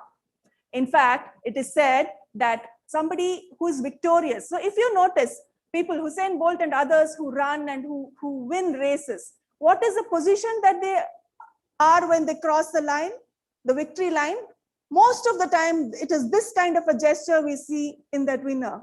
Yeah, it is, studies have proved that if the person is sighted or born blind, in a victorious situation, he or she will display this kind of a body gesture. Okay, so that just shows that it is so much in us that we don't need to see others to copy it, practice it. It just comes naturally. But yeah, big warnings. When we start looking at others' body language, we should realize there are cultural differences. We should realize there are gender differences. As women, we behave differently. As men, you behave differently in different situations. For instance, if I'm with my colleagues, with my Rotary colleagues, with my friends, whatever, when a person of the same gender comes, I don't mind her a little close to me. But if a person from another gender comes too close to me, it's my instinct to take a step back, to maintain that gap between me and the other person. It comes naturally to women. Okay, so that's what it is all about. So, like I said, nonverbal communication is a huge area of study. Basically, it's divided into 7 different fields. These are terms we don't need to know. We are not writing an exam, but I put it there because they are terms which are used in academics. First is called the proxemics, which is called the study of space. So like I just gave the example, space is also personal space. So if as a woman, I said I'll step back, if somebody whom I don't really know comes too close to me, I am utilizing my personal space because that's what I have been trained to do. Okay, but if it's my brother, I may not step back. Yeah, that's what happens. Personal space also. So suppose you get into a crowded lift or a crowded bus, or we all go to Krishnashtami, Rathabidi, where you can't even see the floor, the ground. There's so many people around us. How do we manage our personal space in that situation, you might ask? We will avoid making eye contact with people around us because we don't know them. We have compromised on our personal space because we don't have a choice, but the next step to getting somebody so close is making the eye contact. That we will not do with strangers. So in a crowded lift or in a crowded bus, we will just sit, not look at anybody else. In a lift, we look at the numbers. We know if we are going up, after 2, 3 will come, after 3, 4 will come, but all of us will be looking at the floor numbers. That's why we do that, because we don't want to make eye contact with people whom we do not know. Next is chronemics, which is called the study of time, how we utilize time. This is, in fact, can you believe it? It's a part of nonverbal communication. All of us have friends who are perpetually late for everything. Be it a movie, be it a meeting, be it a class, there'll be one person who's always late. Yeah? Maybe that person really doesn't value time as much as you and I do. Okay? But that's not just it. Study of time is also a lot about how, say for instance, we have elders, we have seen people around us who are always talking about their past. I did this, I went there, I had been here, I had this experience. They have a lot to talk about their past. Yeah, psychologically, their time zone is there. We have youngsters who talk about the future. I want to go there. That is where I want to settle down. That is what I want to study. This is where I want to be. Psychologically, their time is there. Yeah, that's the state of mind. Many of us are both ways. We talk in both senses. Many of us are present. Let this talk get over, then I'll think about lunch. They're at the moment. Yeah, they're neither in the past nor in the future. So this and many more things. So there are certain cultures in the world. For instance, a very popular Indian way of doing things, doing good things, is to find a good muhurat. be it a housewarming or a wedding or any event. We want a nice time. We go to an astrologer and fix a nice time. There are cultures in the world where any time is a good time. Yeah. So if somebody wants to get married sometime, they'll just get married. For us, it's not just the muhurat. We also look at convenience, weekend, holidays, school holiday. A lot of things are considered when we have to fix a time. Value of time given in different cultures. Germans, for instance, are known to be very, very punctual. The value that they give for time is very different from the value that we give for time. Yeah. So that's how this whole study undertakes everything, that how individuals deal with time. Then we have the study of touch, which is called the haptics. Slapping somebody is also touch. A nice handshake is also touch. I'm sure many of you will know there are at least 42 different types of handshakes that have already been identified. Okay, each one has a different interpretation. For instance, there'll be some people who will hold both your hands and keep on shaking. Yeah, for some people will give such a lame, cold handshake. It's called cold fish handshake. It's like beka bitti kodbekalla kai kotta idene. Kai kotta idenalla shake hand kotta idene. Okay, so like that. So just in that one touch gesture, there is so much interpretation. So imagine everything else that we can consider under it. Then comes vocalics, the voice. It's not the words that we speak, it's how we speak the words. Okay, where I said the tone, the pitch, and a lot of those things comes into practice here. Then there is kinesics, which has got to do with gestures, body movements. Yeah, so just now maybe after this lecture, we'll all start looking at each other's body language and we might be a little more conscious, but just see, somebody who stands like this will have a different intention than somebody who stands like this. There'll be something running in their mind, and that's where they have expanded their body or contoured their body to some extent. Okay, there's this beautiful TED talk on by Amy Cuddy, who talks about how body language makes a difference. Yeah, she talks about how before facing interviews, job interviews, she says, just go to the washroom and spread out. She actually says that scientifically. She says, go there and spread out and then come back and face your interview. You'll definitely do better. It gives you the confidence. Yeah, because when we are weak mentally, we tend to reduce ourselves in size. We become smaller than what we are because we don't have the strength to bear the current state of mind. So these are her scientific examples. Anyway, moving forward, then comes the facial expression and the eye behavior. Again, as parents, as mothers, as fathers, we have at different times told our children, "Nannan nodi matadu." As teachers also we do that, because if we are not able to speak honestly, we avoid making eye contact. Okay, that's we look everywhere else except the person that we are talking to. So that is something that this part of the study looks at, but there is much more to it. Then of course the facial expression, like we say, face is the, if you look at the face of somebody, you can see how happy they are, how sad they are. These are things that are said in a very simple way, but facial expression conveys a big deal. Like I said earlier, people have the same 9 emotions, 7 emotions that are displayed on the face. Whether they have seen others do it or not is not the point. Everybody, for the same expression, the basic emotions that we have, anger, frustration, sadness, happiness, yeah, everybody, whether they have seen others do it, whether they are born blind or they are always sighted, they will have the same expressions when they go through the same situations. So that just shows how innate this human communication is in us. Last one, physical appearance and object language. We have all consciously taken decisions of what to wear today. Yeah, we have all consciously taken decisions of what to buy when we go out to buy something. So everything that I'm carrying as an object right now is a conscious decision that I have made. And that's why I'm carrying it. And therefore that reflects something about me. Okay, so that's what this part of the study is trying to look at. So if I have to go to a beach, I'll dress up to go to a beach. If I have to take a lecture, I'll dress up to take a lecture. That is what it is. So I always tell my students when I teach them presentation skills, I say, you make an effort to dress up, your confidence level will naturally boost.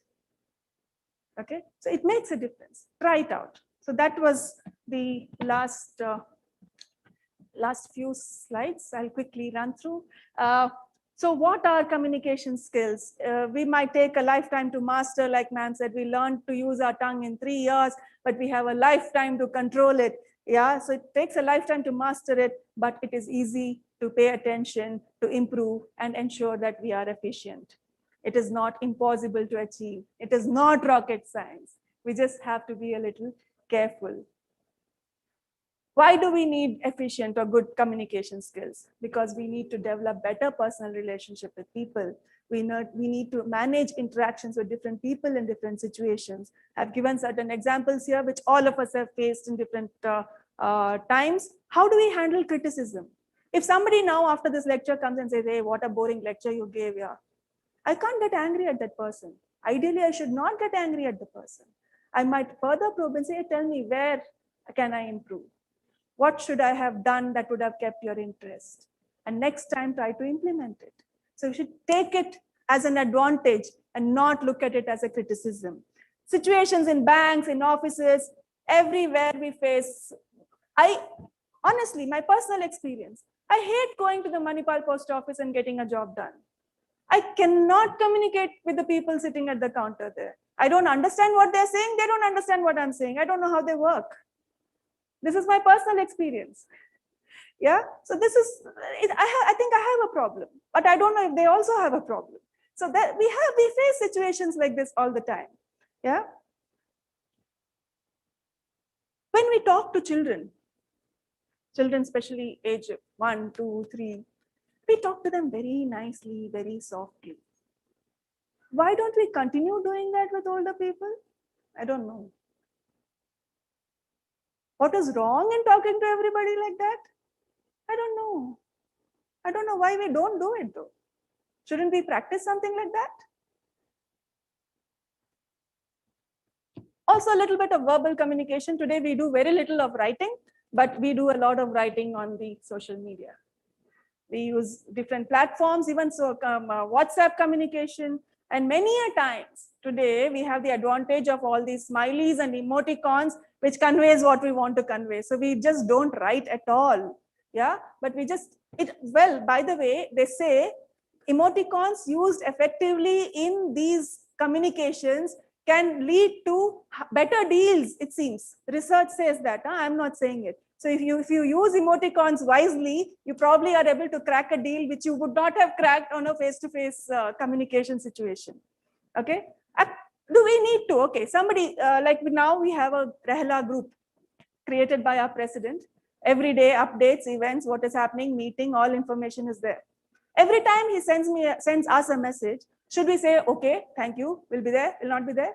Should we acknowledge, should we not acknowledge? What should we do? Have you ever given it a thought? Now, imagine the person who is regularly sending you things.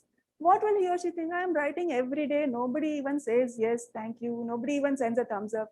Why should I write? But as a receiver, I feel, oh, I got the information, enough. I don't need to react. What is the ideal thing to do? Think about it.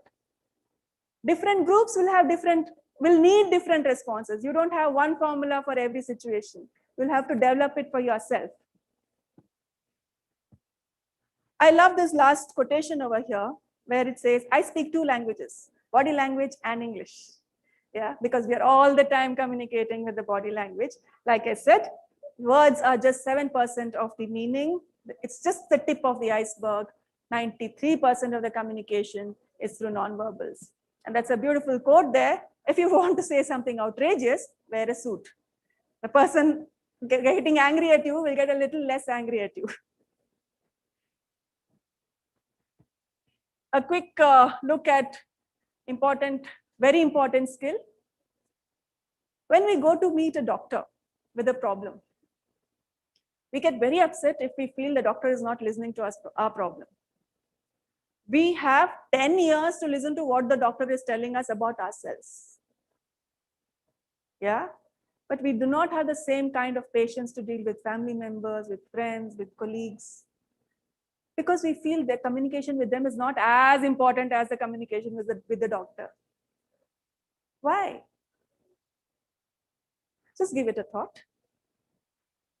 Other communication skills, which I'm not going to deal with, are public speaking skills, writing skills. In fact, there is a much needed, they say, management people, please pardon me, but some research says that more than 74% of the management graduates cannot even write one leave letter correctly. Yeah, so that's where we stand right now as a society. So there is a need to improve writing skills as well. Then, of course, the personal skills, which I think is more relevant to the young people today. How do we think about ourselves? What is our self-esteem?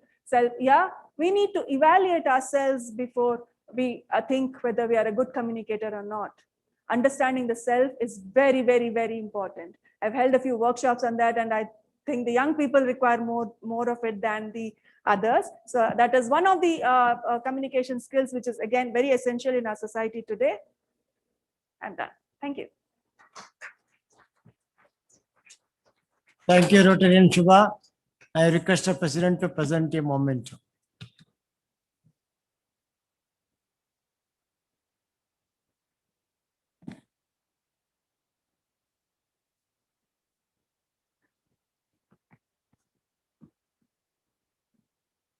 How shameless I am. From my own club, I'm taking it. Thank you. Thanks. Thank you.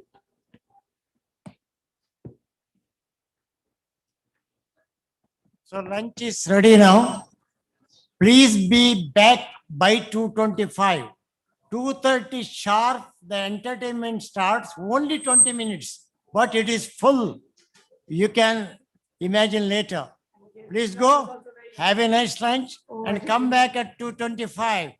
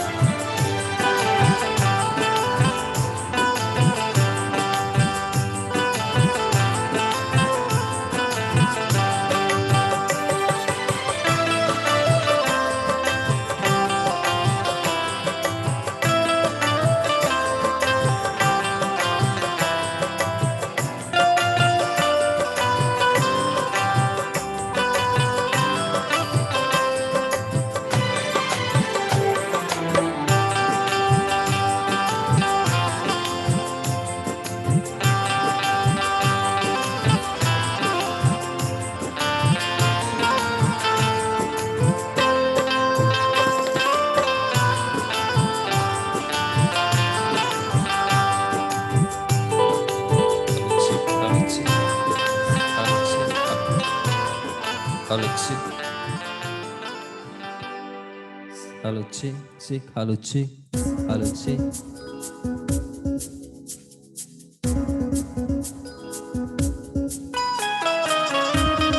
Hello, hello, check. Hello, check. Hello, check. Hello, check, check. Hello, check. Hello, check. Hello, check, check.